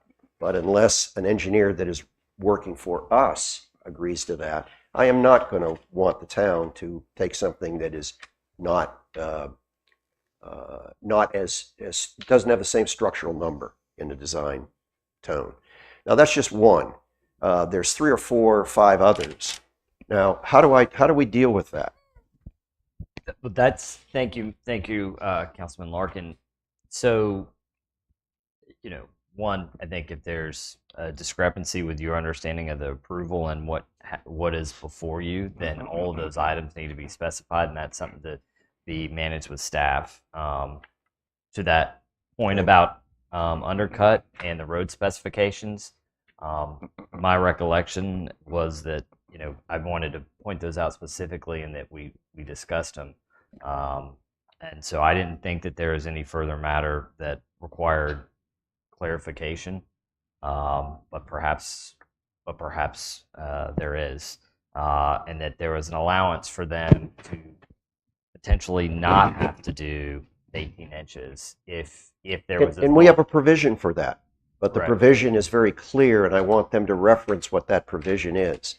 And it's a section of our UDO that talks about it being engineered. Right now, they would have the ability to have their engineer say, we don't need to have any undercut here, and we wouldn't have a leg to stand on, even if it was pumping out there before they put the graded aggregate base down. I mean, I believe that that's the way that the condition was agreed to at the meeting, and that if they want any further modification, then the third-party engineer comes into play. Well, but we have a provision for that that's very, very clear. And in fact, they've even referenced that provision because they could still reduce the pavement section, but it has to be, their engineer has to warrant it. Then we have the ability with our UDO administrator, to have them pay for us to have our own engineer to look at it. There's a $750 Correct. Third-party fee. And Yep. that is for the entire pavement section, which the undercut is a part of that. Now, that's what I meant when I was bringing that up as a stipulation. And when I saw the applicant agree to that, I said, I'm not going to hold you to anything because you always have the ability to value engineer a design. But that provision then needs to be referenced for undercut as well as pavement section. And it's 4.9C. Yep. And they 4.9C8. But which is in the notes. They're only referencing that when it comes to asphalt and aggregate base, not don't for think it's- undercut. They've You know, skipped right through that. I don't want to undercut you, but we had gone through all of these, and you had agreed to all of these. That's not what I agreed to. Now, again, I'm not trying to delay this because we have some very important things that have to do with annexation, would have to do with timetables, would have to do with moving forward on this. I just need to know from Wes what can be done to, and I don't want to say just satisfy me, but I think I'm in a position to understand what I'm reading here. And some of the stuff is not what I sat up here and gave my head nod to the applicant saying that's what I want. I certainly apologize if there's been any miscommunication. The conditions regarding curb section, curb cut are exactly today as what they were on the 18th. I don't have any stipulation with that. That's not one of my items. Curb cuts are not one of my items. Well, the site specific geotechnical evaluation item. No, you said curb cut. That's a different different item.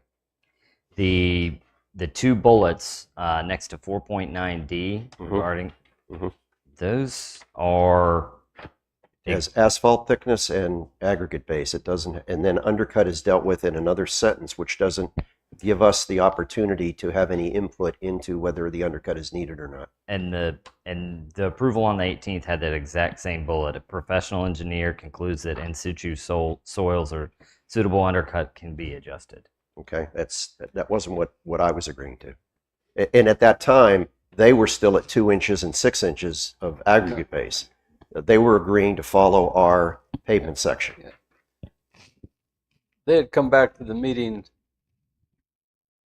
before this discussion last time, agreeing to 2.5 inches and 8 inches across the board. And then the separate discussion was this one that we went back through with the professional engineer concluding that the in situ soils or suitable undercut may be reduced or possibly eliminated. That's All right. all I can say. Those things match the notes that I took from the meetings. I'm and one vote discussions. here. Yeah. I'm one vote here, and I'm not going to hold up this is the largest project that's ever come before the town of Sunset Beach. Ever, ever, ever. So if the rest of town council wants to move forward with what is shown on the latest drawings dated the 19th of June, then that's fine. I would like to see an opportunity to talk. We were given these notes. When was I supposed to raise my hand and say, hold it? What about this? Well, and certainly, I mean, to John's point, my intent certainly is here not to undercut any comments, concerns that you have. However, you know, I think that they need to be aligned with things that are in error. I don't believe, from my review, there to be anything in here that is at odds with what was agreed on the 18th. But if there are items here that you believe were not agreed to, then certainly, you know, then that bears further discussion. I'd restate that, Wes. I wouldn't say that they are not complete, because it was up to the applicant. The burden was on the applicant to revise their drawings. Yep. So I'm just wondering, Sure. when is my only recourse to vote no tonight? Or is there an opportunity to sit down with their engineer and say, what about this? What about this? What about this? I would venture to say that they would agree to everything here. And what I'm commenting on, it's going to make somebody 10 years down the road a lot better able to say what they are building in that phase Sure. is what we agreed to. Yeah, and I think that initially, as you know, completely open any comments. You know, if they can get reduced to writing and they can get conveyed to the engineer, I'd meet with the applicant tomorrow.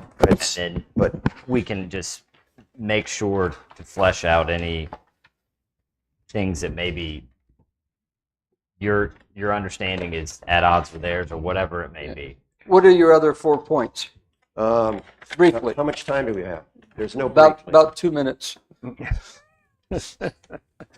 Well, he's looking that up, Webb. What I went through on the 18th was that we met with them. We met with them for 5 hours. Now, a lot of ideas were exchanged, a lot of writing took place, a lot of changes took place. Then they took everything and they came back with us with drawings again. And we voted that day to approve. But there might be some glitches in those drawings, I think is what Peter's getting to here.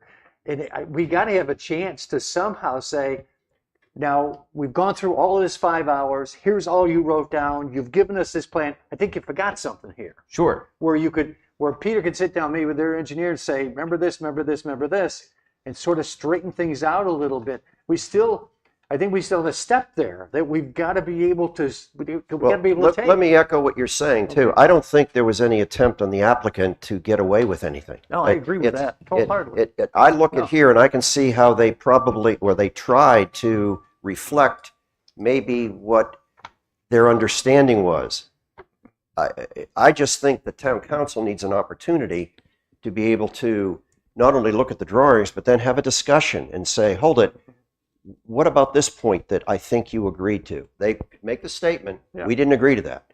Or they could make the statement, I guess we could say that a little bit clearer.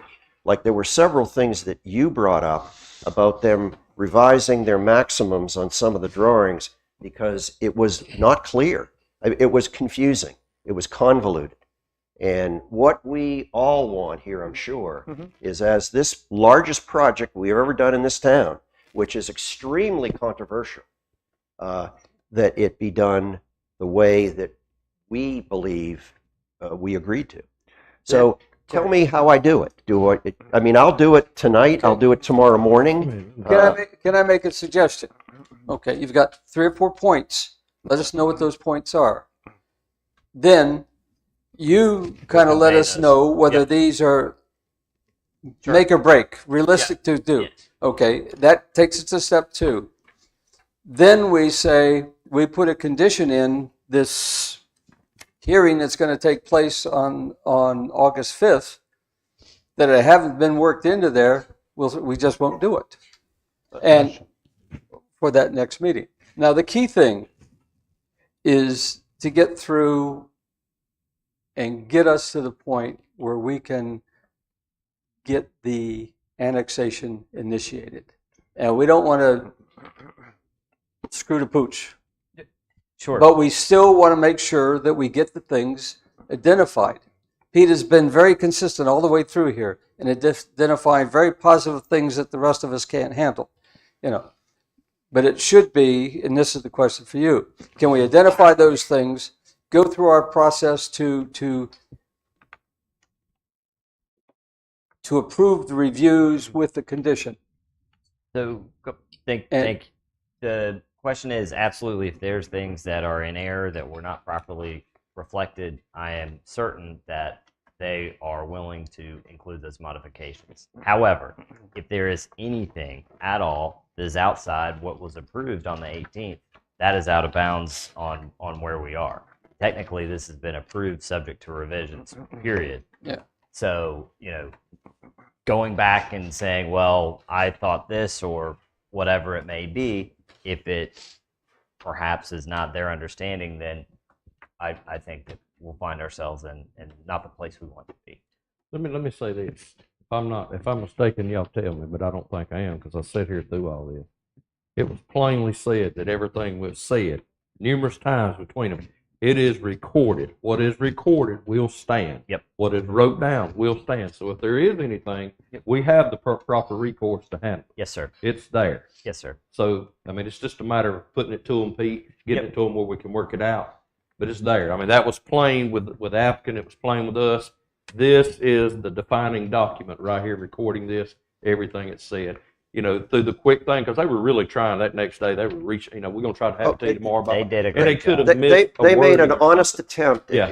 at translating this, but Yeah. there were several things. And Mayor, you're right. We have the YouTube. We Yeah. can always go back to it. We have the minutes. The YouTube is what I always go back to. Yeah. I've gone back. I go And back that was, to it all to the me, time. that was the defining moment, that this is the word that's going in there. If So that being said, we But got you it. can't go back to the YouTube 10 years from now when whoever is our person that is approving what they're bringing in as their preliminary plot plans, it has to be etched in stone. And what is confusing here, and what I don't like, but I have to live with it because it's the reality, is the drawings suck. They are all wrong. They're making statements on here about intersection lengths. There's 7 or 8 intersections that violate their note. Simply put a note in here that says, the Master Development Plan drawings dated 6/19/2024 will be revised to reflect all of the above notes. There's simple things that need to be put in here because there's so many things that are violating it in the drawings. That needs to be clear. They also make some comments about certain roads. It's not accurate. And somebody 10 years from now is going to be, 10 years from now, I would not be able to understand what we are agreeing to tonight. And go ahead. The question that comes up to me is, in these discussions that we had, these drawings are not the planning document that will go into construction. No, they're not. You're correct. And for each phase, for each item, they will come up with a planning document, whatever the proper term is, that will say specifically, this is the size building that'll go here, this is where the sidewalks are, these are the way the roads are going to be straightened out, the curves, the angles are going to be, on the intersections are going to be corrected, and our staff here will have the responsibility to make sure that they meet what we have agreed to. John, I And couldn't that's agree more. protective device. I'm assuming these drawings don't exist. I'm assuming these drawings don't exist. What I'm assuming is gospel is all the notes that are on the drawings, because it's been shoved at us because of the complexity of this conditional zoning process, that our attorney informed us that the priority of ranking Yeah. is that the notes preclude the Drawings. the actual drawings that show the Mets and bounds. Yep. And I'm buying that. I hate it, but I'm buying it. I have to. I got no recourse. But I want to make sure then the notes are going to be easily understood and clear. So when they bring their preliminary plot plans in next year, 10 years from now, that the notes are going to be, okay, this is what you agreed to. Yep, hold it. This doesn't here. That's what I want to be locked So into. again, what are the 5 points that you're trying to make that we need to correct or make sure that are corrected? I told you the thing about the, I gave you 2 Subgrade. points already. I told you the thing about the pavement design. There needs to be the 4.9C8 that also is applicable to undercut. I'm not saying they have to do the undercut, but if they want to bring an engineer who says less undercut, we have the ability to review that. It isn't their engineer's total responsibility to say, no, we're not going to do an undercut. We have to protect our citizens. The second point I brought up is under roadway notes for all of the intersections and block lengths, they're giving all their maximums and minimums, but it absolutely doesn't agree with the drawings. They can simply clarify that for the future by saying these drawings dated the 19th, the geometry of them will in fact be revised to reflect these notes above. That's also the angles of It's the angles of the roads, it's the block angles of length, it's the intersection. intersection frequencies. Yeah. There's probably 20 things on this drawing that violate that. Yes. And they've stated that there's notes on each of the drawings that say that they are not to be relied on as construction plans or permit plans. Well, but they also say all roads to be constructed to Town of Sunset Beach standards unless noted otherwise. I mean, I hate caveats like that. They are dangerous because it then gives the author, and that's what. All right, Mr. Corbett's challenged me to come up with 4 other things or 3 other things. Well, if If Peter's looking there, again, what I saw on the 18th was Lisa sitting there at a table, the engineer next to her, and just writing the whole time. All right, here's another Go ahead, point. go ahead. Here's another point. Our planning board, when the applicant Logan Homes was before them, had an issue with the open space and the 5,000 square feet. And Wes, tonight, we came up with a change because the planning board initiated that, is that what the dimensions are. We're talking about a 50-foot dimension in both directions. Yes. We have given Logan the opportunity to violate that in this conditional zoning agreement. But the planning board got Logan to revise their drawings so that some of their open spaces are less than 50 feet. But that has been not clarified. And there needs to be a note on here when it comes to open space notes. This is on drawing Mike? Yeah, which UDO would the conditional zoning have fallen under? For I think it's Logan? 4.13, but I'd No, have to. which version? The new. It's the new new. version. This is The the new. new- okay. Good point. Wasn't Good you know, point. This is new. They would come under the new UDO. But we've given them that's one of the things that they wanted to get relief from, is the width, right, Wes? All their open spaces are not 50 foot in a minimum dimension. That's know- correct, but it's my understanding, I believe that they have the requisite amount of open space at the 50-foot all the way around to be. But they've agreed to widen them. Some of their open spaces were only 10 feet wide, Correct. and they widened them to satisfy the planning board, which is another problem when you say the drawings don't matter, only the notes do, but here's a stipulation that they made and only reflected in the drawings. So it's what I'm concerned about is the discussion that Logan had with the planning board is not reflected in any of these notes. I want to protect the planning board's position that they took and Logan Homes agreed to when it came to the minimum width of some of their open spaces. the planning board said no and passed it to the town council, And we've been doing all of that ever since then. But they had several meetings to say no. They said no in their last meeting. In the process through the planning board, Logan revised their drawings. But, you know, the open space notes are, and I believe the 18th would have been the time to change this. Open space note number 2, open space will be a minimum 50-foot wide in at least one direction, and each open space will contain at least 5,000 square feet.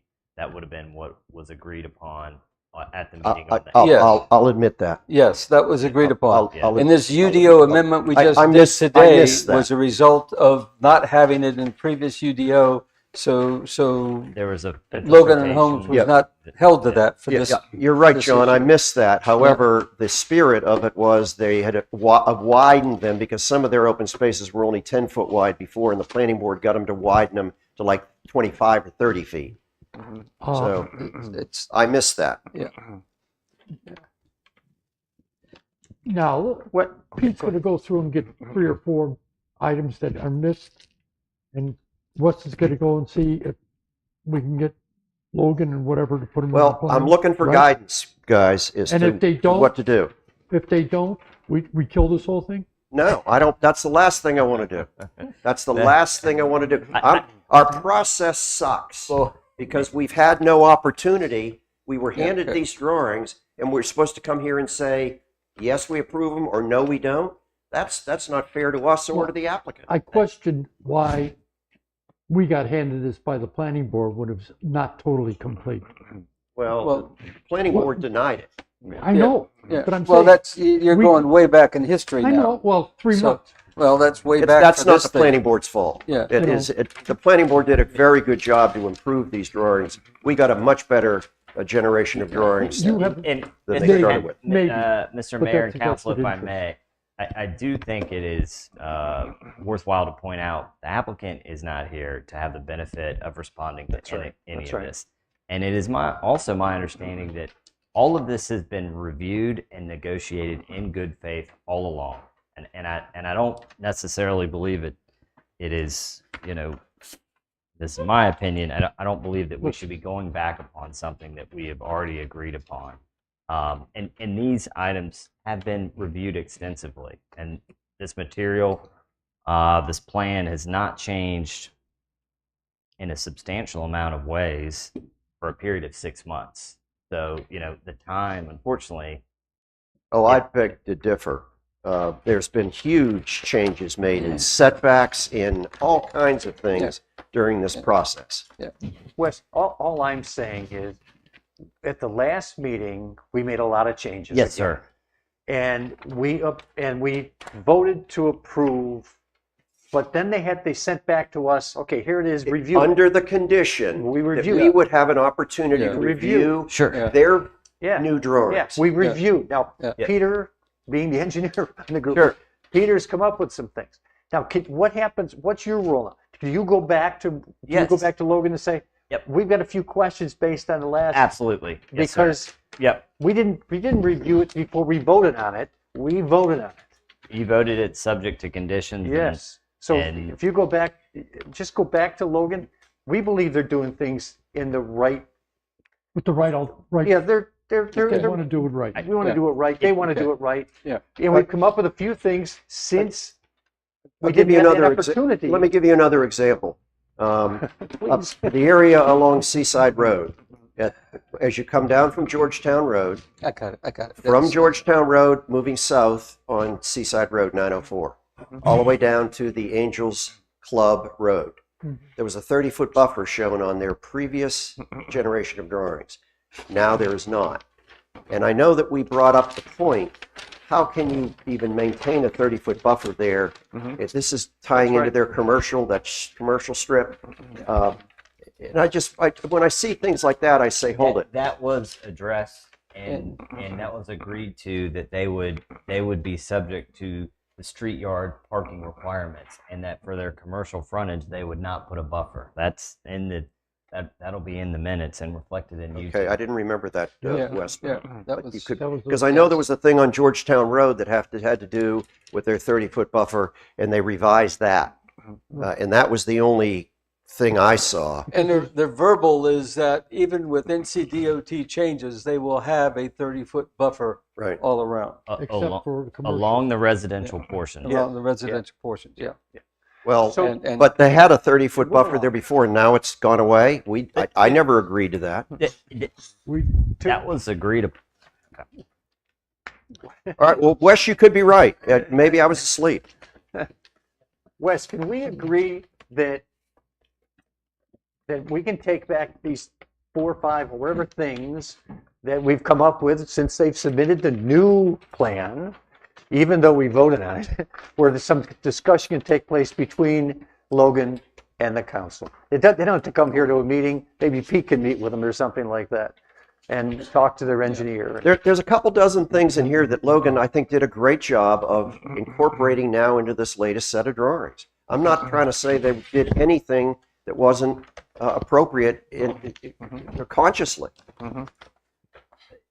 Lisa, would the best way, if council directed any outstanding comments to you to consolidate, and then between you and I, we can move those to Logan? Would that be okay? Wouldn't it be? And we're going to need to review the YouTube, because whatever you agreed to on the 18th is what you agreed to. Yeah. And if you're asking them to make changes to that now, No, I agree. you can't. We've got to go through the YouTube and make sure what was said. Well, And if there's, I would venture to say we can make this a lot cleaner and shorter by having a discussion with Logan informally. And that would absolutely satisfy me. But can we do that informally? I don't know.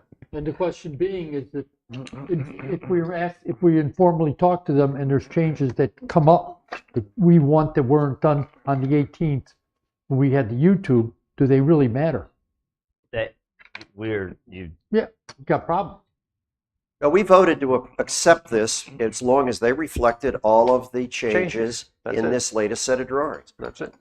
I'm not trying to We're saying they make may this not. into anything else. So, that's fine. At one point, We I said I hearing, didn't think so they set the hearing. negotiated in good faith. And But I want to set the hearing. when we took a break, they asked to use the conference room, and every one of them went back there and took a good bit of time, longer than what the break was. And they came out and we worked things out. I appreciate all the work Pete's done on this, and I appreciate what he's trying to do now. But I don't know, this sort of makes me think that we're not operating in good faith. Well, you could be right. I'm looking for guidance. I just sat down very calmly when I got these drawings and started going through them. And I've got red marks. Here's an example. They agreed to put a note in the drawings, or at least I think they did, that the Gateway Overlay District would apply. And I wanted it to be very clear that the Gateway Overlay District applied all along Seaside Road. And I want to see a note in there that reflects that, because the notes are going to drive this bus, not the drawings. We had that discussion, but there wasn't anything that said put a note in it. We had the discussion and they said that. The Gateway District exists there. Anything that they build, anything they had designed, when they bring it to the town, has to meet the Gateway District. Yes, John, that's the way I think a reasonable person would look at it. What I don't want to get in the position of, because this is conditional zoning. Conditional zoning is different than a regular process, because everything in the UDO applies in a regular process. I look at a conditional zoning, unless it's stated, probably doesn't exist. And something as sophisticated as the Gateway Overlay District, I believe, is warranted to be listed. However, I think that we should go back to the YouTube with the documents we've gotten and make sure everything that was agreed to is on the document.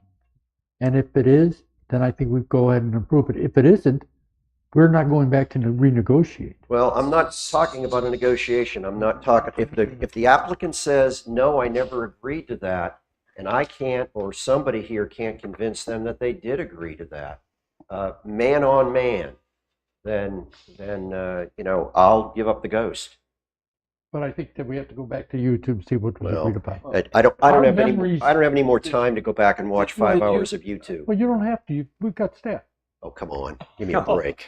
I mean, As much stuff as they sit here and y'all ask and they approve, these guys are not gonna let one little thing change in getting this in the positive thing. no. The things that was done in good faith. Basically everything we asked them, they done or done more. So it showed me that they have good faith in moving forward with this project, making it something that's gonna be positive for this town. I mean, I don't think they've done anything. They might be a word or whatever, I'm and not I understand that, and I'm Mayor, not fussing with you about Don't that. put I'm those just saying, words in my mouth. I'm not putting no words in your mouth. I'm just telling you the way I feel. I feel like they came to try to do the right thing, and I don't think they're going to go try to change things on us because, like I said, we've said numerous times, it's on recording. This is what we're doing. We're trying to do the right things. We all work together. We compromised here, give, take. We come together and come with a form of a solution that at that day, everybody felt pretty good about. And we voted and we walked out of here and shook hands and said, let's make this positive for our town. Let's do what's in the best interest of our citizens. And that's what we approved of. And I hope and pray that's what happens. I mean, Couldn't that's agree more. definitely what we went out here for. Couldn't agree more, but I'm That's what sure we when went you for. have a roofing contract, it says it in black and white. I don't or- even write roofing or- or it contracts. I work doesn't off get done. trust, brother.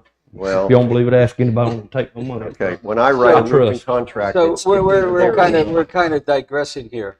Yeah. I mean, the point is, we could, my view, sort of building on what you said, Mr. Mayor, is that, and I would say both sides, we've been negotiating in good faith. It's there. If we identify a number of things to go back and have a discussion with, we can have that discussion. I think that we should go ahead and approve the review. And if there are minor changes get made, then the minor changes get made. Wes? And you have a chance, Pete, you can give them to Wes, and Wes can have the conversation. Or you and I can go have the conversation with them. Well, I need to be involved in the conversation because I didn't write these notes down so that they could go before the Supreme Court without me trying to explain what my chicken scratch is on my margins. And the last thing I'll say, I mean, we will try to have a meeting at some point with them, and we'll have a discussion with them to try to get some of these outlined.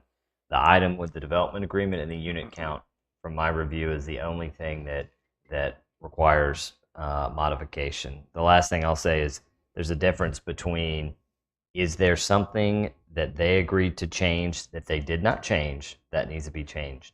But if there's something that now we're feeling that needs further clarification, that is outside of the scope of the review. Right. Okay. Right, Jack. I agree. Yeah.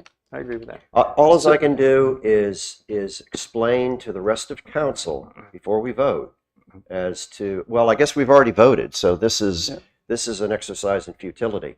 But I'm disappointed in our conditional zoning process that we don't have an opportunity. When we voted on assuming that they understood and agreed, and we're going to reflect it all word for word on those drawings. I get the drawings back, and they're not clear to me. It is not what we said. So I would like to see those drawings updated. I would bet you that Logan Homes would be more than willing to sit down and discuss this. And I think that our future town staff that has to implement these conditions would be thankful for that we did this. Wes, can you approach them? Yes, sir. And talk to them about this and tell them the anxiety here, and hopefully they'll sit down and just talk and maybe clarify the wording, clarify what needs to be clarified as far as we're concerned, and it'd be fair to them too. Please. Yes, sir. All right, we're not voting on anything anyway, so Don't have to I vote. guess never mind. Next up is Well- unless anybody's got anything else. Well, wait a minute. So what are we doing with this review? Thank you, Councilman Corbett, my understanding is the direction for staff is to try to, one, reach out regarding one item on the development agreement, but also see if they're open and available to a conference call, meeting, et cetera, to go over any outstanding items with one or possibly two council members, and then go from there. And they still need to agree to that directive, the disposition, because it has incorrect numbers in it. Yes. And they were incorrect against them. Obviously they didn't do that intentionally. Sure. But they still need to agree to that. And Yes, sir. we're expected to sign that, or the mayor's expected to sign that tonight, and it's wrong. I don't believe we have all the final owners on it, but in any case, yep. So I know that it was intended to be signed necessarily this evening. I'm sure. It the mayor wasn't will be happy intended to be drop in signed on this 4th of evening. July. Well, there's too many people talking right now. Lisa, what are you trying to say? It wasn't intended to be signed tonight. Okay, Okay, good. that's okay then.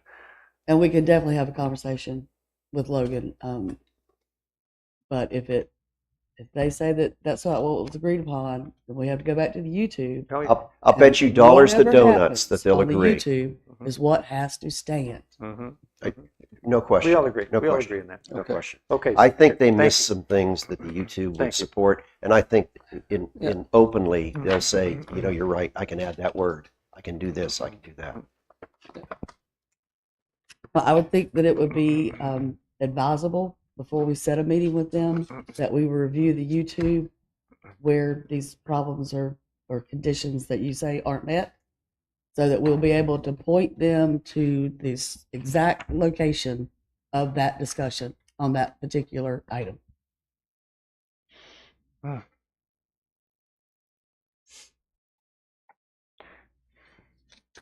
Moving on. That's a tough one. LNH. That's a tough one.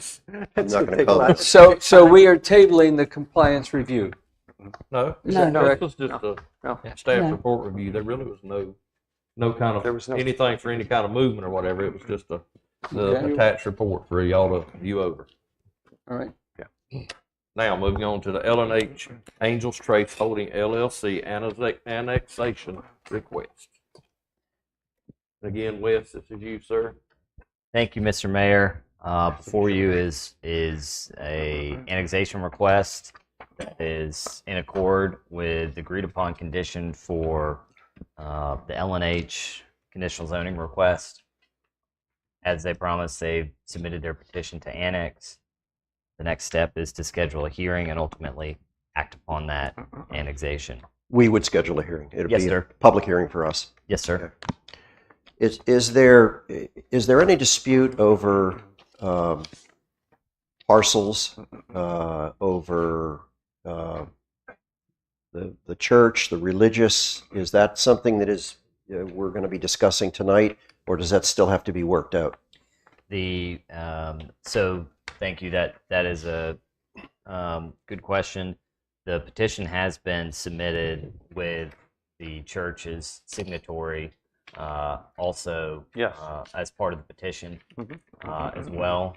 And we also have a designated agent form and as well to coincide with the conditional zoning application also on behalf of the church. And I do also want to point out, and thank you, Pete, the development agreement also does not include the church expansion parcel within it. It needs to, though, eventually. It does not. Okay. You know, that use is stipulated, and you know the vesting is really, and then the So it's item- already part of the annexation list of parcels then. yes. Okay, because It's I'm be- it's confused be- at those parcel numbers. They're all over the place. and that was one thing that staff internally we worked to get updated and modified, because there was a recombination plat and another plat that came forward while the process was unfolding. Sure, I appreciate that. And that explains why we have different parcel numbers now. Yes, sir. Yeah. Okay. Yes. These parcel numbers do reflect what's on the GIS now. As of this date, what was prior was As of at the last time- night, they did. Yes, sir. Yes. I verified the parcel numbers myself Okay. through GIS. So the church will be annexed into the town. The expansion parcel, The not the expansion. church itself. Okay, expansion parcel, okay. Because the church already owns that 4-acre expansion parcel already, or at least that, the ink is dry on that agreement. Yes, sir. But the church itself would not be annexed into the town, because I was confused on that. To me, it wasn't clear. It's confusing here. That's correct. Yeah. Okay. Do you need a or a motion? Need a motion for all three things there, please. I'll make a motion to direct the clerk to investigate the sufficiency of the annexation petition and move to accept the certificate of sufficiency and move to adopt a resolution establishing an annexation public hearing on August 5th, 2024 at 7 p.m. Do I have a second? Second. Any more discussion? All in favor? Aye. Next up, policy surplus of gov deals. Ms. Anglin, you have this one? We have a UDO amendment, Article 3. I missed it. I'm sorry. I thought you was gonna get off easy with it. Another. Go ahead, Wes, number 3. Thank you, Mr. Mayor. Yes, sir. It's UDO Article 3, Section yes, sir. 334 and 335. Go ahead. Yes, sir. Last item for me. Yes. This is a text amendment that was initiated by the planning board as a result of a recent site plan that came before them, where there was plant material mitigation that was required on a site, and the species, there was no no divergence in the species selection, and the planning board felt that it would be wise in the future to require some level of biodiversity in planted material, or required planted material, and that is the amendment that's before you. On packet page 133, you can see the new language under 335 C6C. A question, Wes. If we make this UDO amendment, it would be dated today. Yes, sir. We voted on the, what was the last meeting we had? 18th of June. Okay, and we voted on the 18th of June to accept the conditional zoning with Logan Homes. So that would mean that this would not apply to Logan Homes. Correct. Okay. Now, one of the things, just because I think this is a slam dunk, but one of the things I want to do is congratulate the planning board on finding this, because diversity, as people cut down a tree and then they have to mitigate by planting other trees, diversity in that types of trees that are planted, I think are very important to our community, where they just don't come in and put 50 sable palms in. And so I think the planning board did an awesome job in recognizing this. Yeah, I agree with you. Yes, sir. I'd love one. You want me to do it? Want me to do it again? Why not? Yeah, go Make ahead. a motion to move to accept the planning board recommendation and to schedule a public hearing for August 5th, 2024 at 7 p.m. Second. All right. Any more discussion? All in favor? Aye. All right, Miss Anglin, now you get to go again. The govs. Gov deal things. Go ahead with that, please, ma'am. Right. No, you go ahead. Okay, this is basically just housekeeping with this policy. You all adopted this policy in Okay. June 7th, 2021. And all we're doing here is just adding public auction. Back in 21, we were doing all of our own surplus sales here. Took staff a lot of time, and we would have to hold on to things for a long time to get enough to warrant staff's time to do this auction. Gov Deals is a government Auction. it's an online auction platform that is complete and sustainable solution specifically created for and dedicated to government agencies and their surplus disposition. So we're just cleaning up this policy to add public auctions, and that's the way we will be going. And the way we will notify, this is notifying that we're going that way. We'll put it on all the Facebook pages, and we'll put it on the website. Two questions that I may just not be perfectly clear about this. But in the policy statement, this is what we're doing, right? The policy statement there. Yep. Section 3, it says that such sale may be private, public, or by public auction through Gov Deals and with or without published notice and minimum waiting period. So what we're saying is we can sell something for $29,000 without putting a public notice out. Right. Because Gov Deals, you subscribe to it and you are alerted when something is posted, right? Yeah. So how do our citizens find out that we're selling a used car for They used to- $20,000? They go to Gov Deals and sign up to receive alerts when things are posted. So they have to do that ahead of time. Okay. Mhm. Well, I think you'd only have to sign up once, and then you're going to get Okay. everything. So in essence, we need to tell everybody very clearly that if you have any desire to bid for auction materials, you need to sign up for this and then Right. get noticed. Okay. And I think you put it on Facebook already, right? And it should go on the website too. And it will. The website's And- It will. And a notice, because yes. some of us don't Absolutely. read Facebook. The other one, the next section 4 down there, if no offers are received within a reasonable time, how is a reasonable time defined? I guess it would be left up to me to decide what was reasonable.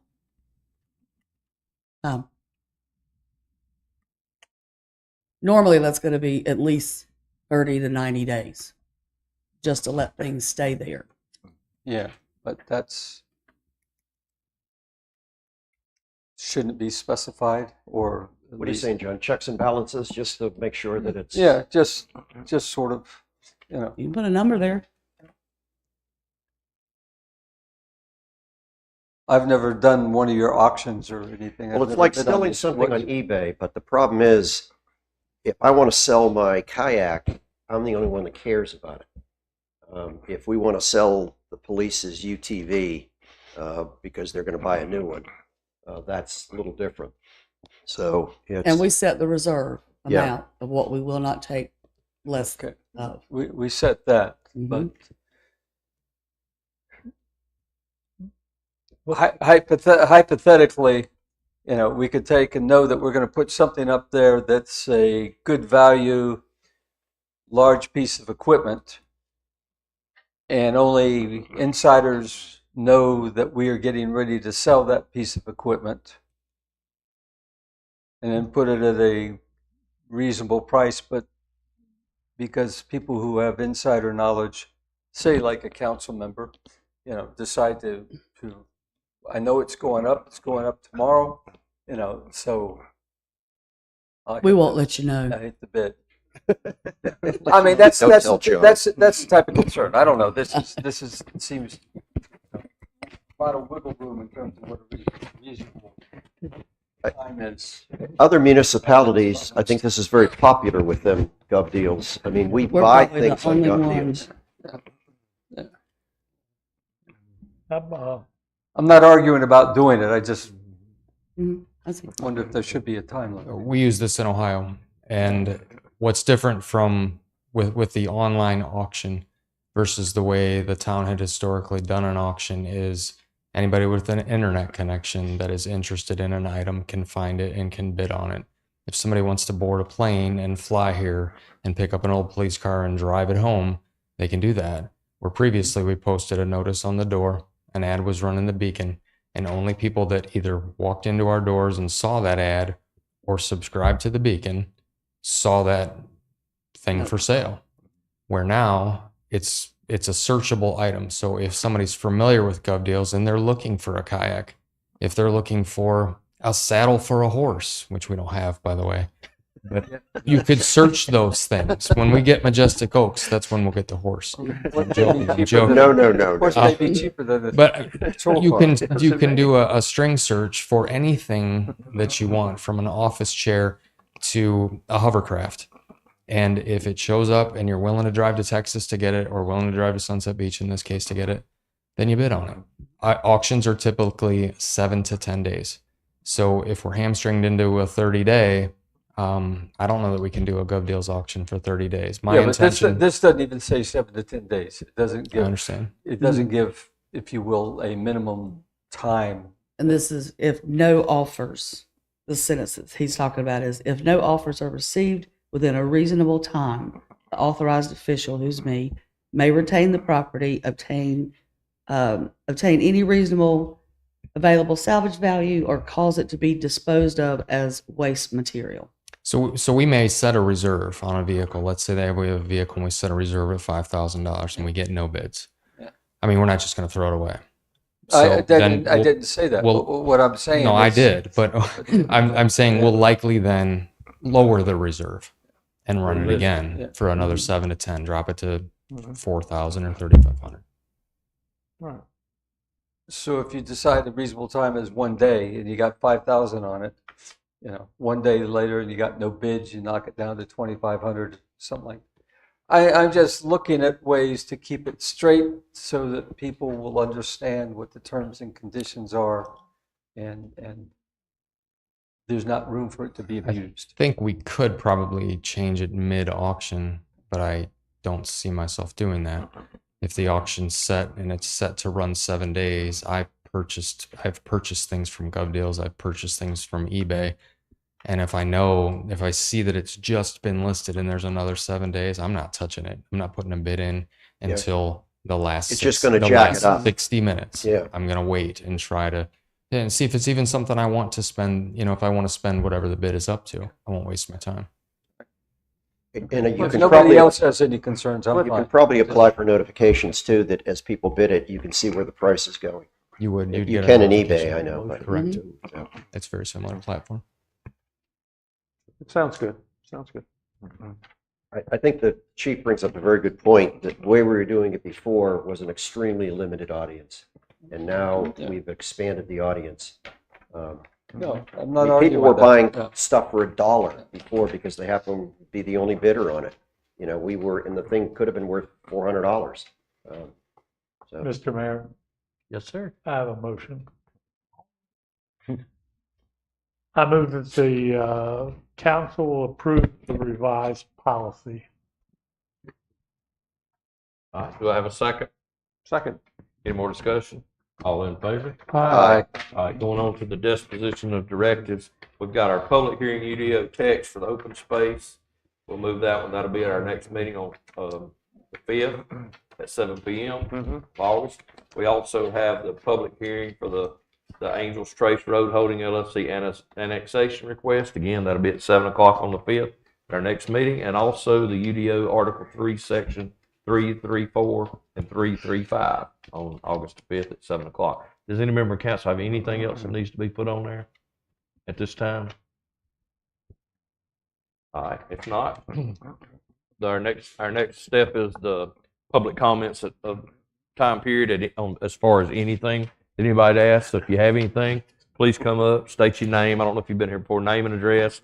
3 minutes is the time that we ask just to get us out of here. and thanks for being patient with us. Thank you. It's kind of like, I don't know, watching the debate. So anyway. A bare knuckle brawl. I didn't mean that. Sorry. Okay, I digress. Hi.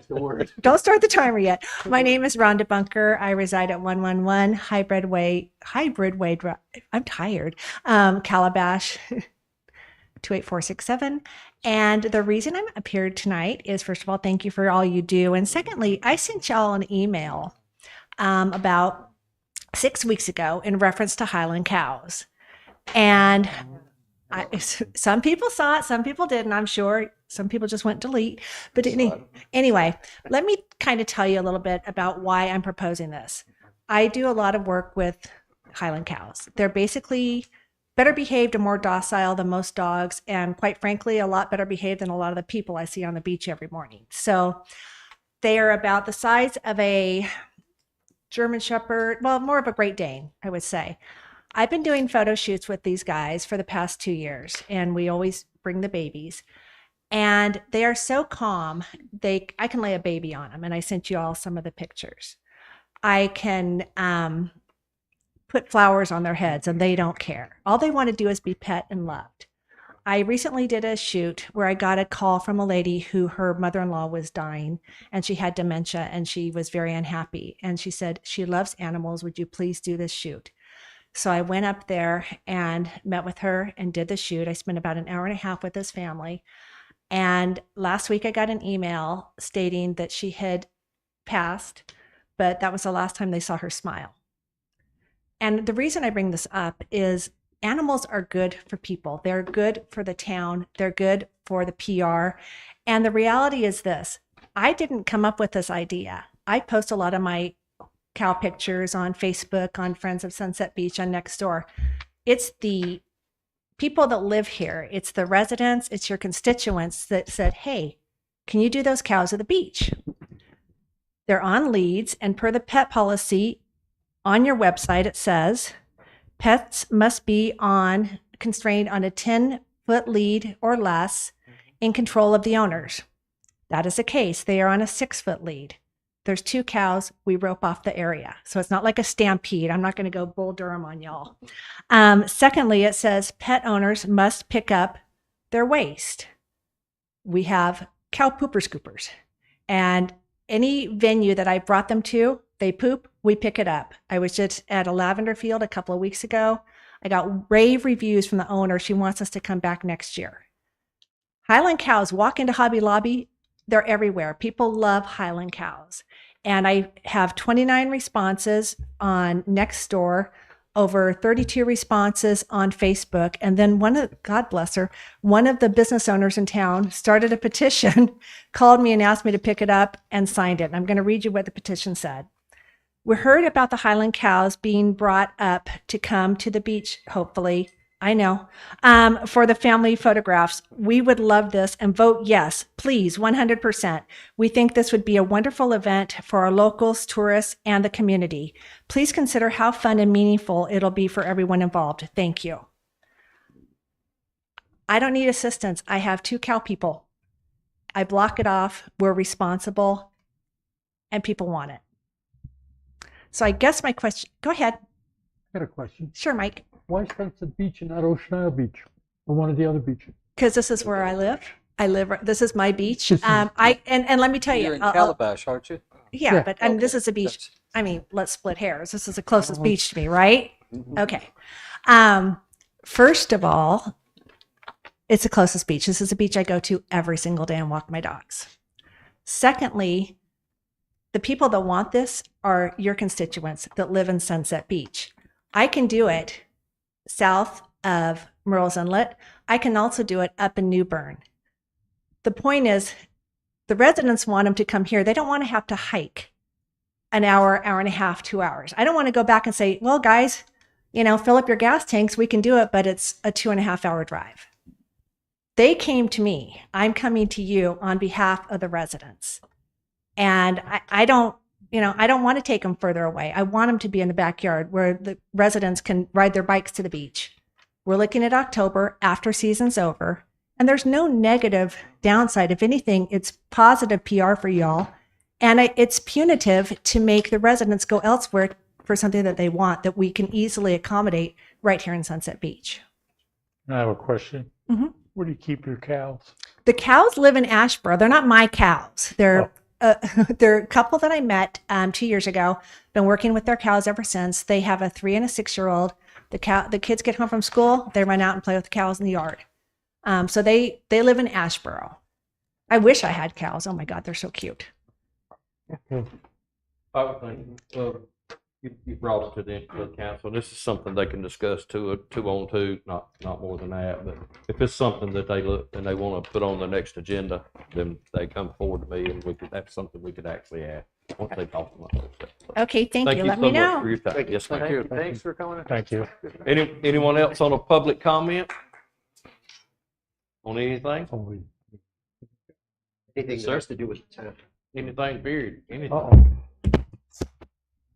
Good evening. Hi. I'm John Wells. My wife and I are part-time residents of Sunset Beach at 604 East Main Street on the island. And I'm on the board of the Sunset Beach Taxpayers Association and come to you tonight with a friendly reminder. Last fiscal year, Through property reevaluation, you allowed our town's tax bills to increase by $1.5 million, which you've already decided will be collected again this year. That's $3 million more in revenue over the past 2 years alone. The Sunset Beach taxes on my property went from $1,183 in 2022 to $1,630 in 2023. That's 38% higher.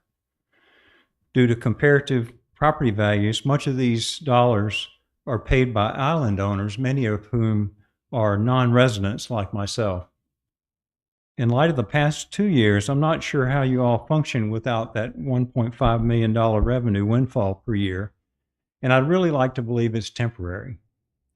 At least a clear explanation for why it was necessary would be appreciated. I ask you to make cost control a greater priority for yourselves and for the town's employees. And when you have your budget planning later this year, how about reducing the tax rate and the outrageous tax bill increase last year? After all, won't you be getting significant dredging assessment payments in the coming years? Thank you very much for your service to the town. Thank you. Thank you. Anyone else? Yes, I'm Sean Arnold, 101 Planters Ridge Drive. Tonight was a very eye-opening meeting, especially with the situation with the lakes. And it sounds like, from what Mr. Farrell has told us, we're almost at a health hazard with the algae that's in the lakes and everything. I know they're dealing with a situation that's much worse up in Virginia, where many people have gotten sick with, I think it was Lake Anna, somewhere near in Fredericksburg, where people got into the water, they got the algae, and they are really sick. So having said all that, we saw some numbers tonight, $53,000. We talked maybe another $20,000 for hauling it away. In actuality, that's probably more like $100,000. And I bring this up for a reason. Last month, you all voted to put a contract or put a bid out for the reconfiguration of the parking spaces in front of the park and across from Dave's Outpost. And if you looked at the plans that Dustin had out, we currently have 26 parking spaces there. The reconfiguration gives us 6 additional parking spaces. And the figure that the community is being told is $350,000. Well, that's about $58,333.33 for 6 parking spaces. Do we really need 6 more parking spaces? We have a situation that we haven't addressed, and that is we are not giving our town employees any kind of a merit increase. There's communities right up the road that are giving a much greater cost of living increase and a merit increase. And I don't know why we need to rush to get this $350,000 spent. This board has done many budget amendments over the years, and it might be something to consider, particularly with the morale of our employees. But furthermore, after what you all have said tonight about this incident that took place yesterday or early this morning here in Sunset Beach, I can tell you I've spent over 40 hours with our police department, day shift, night shift. I want to get a pulse, take the pulse of what really goes on here. And the fire chief told me this last month or 2 months ago, and he's right. This town does not fold up at 8 or 9 o'clock at night. Sunset Beach is 24 hours a day, 7 days a week. My point being is we have to take care of the people that are taking care of us. So I really wish you would reconsider these parking spaces, and let's put this money towards the people, your people, that are taking care of us in the community. And now I'm not just talking about the police department or fire department. I'm talking about all the town employees, public works, everybody. Everybody needs a piece of that pie, because if not, the good people we have here, it's easy for them to go somewhere else. What a lot of people don't realize is these employees can leave. They stay in the same retirement. They leave here and go to Sunset. They can go up to OIB. They're still in the same retirement system. They're going to make more money. We don't want the good people to go away from here. We have A+ people here, and the replacements might be D- or D. Just something to think about. Thank you. Thank you, sir. Anyone else? Last call. They don't really allow it, but you can ask it after, as soon as everything's over, you'll be able to go. Okay, okay, yes, ma'am. You're welcome to come up to the dais and ask anything. All right, if there's nothing else, do I have a motion to adjourn this meeting? So moved. Do I have a second? Second. Any more discussion? All in favor? Aye. Now you can approach, ma'am.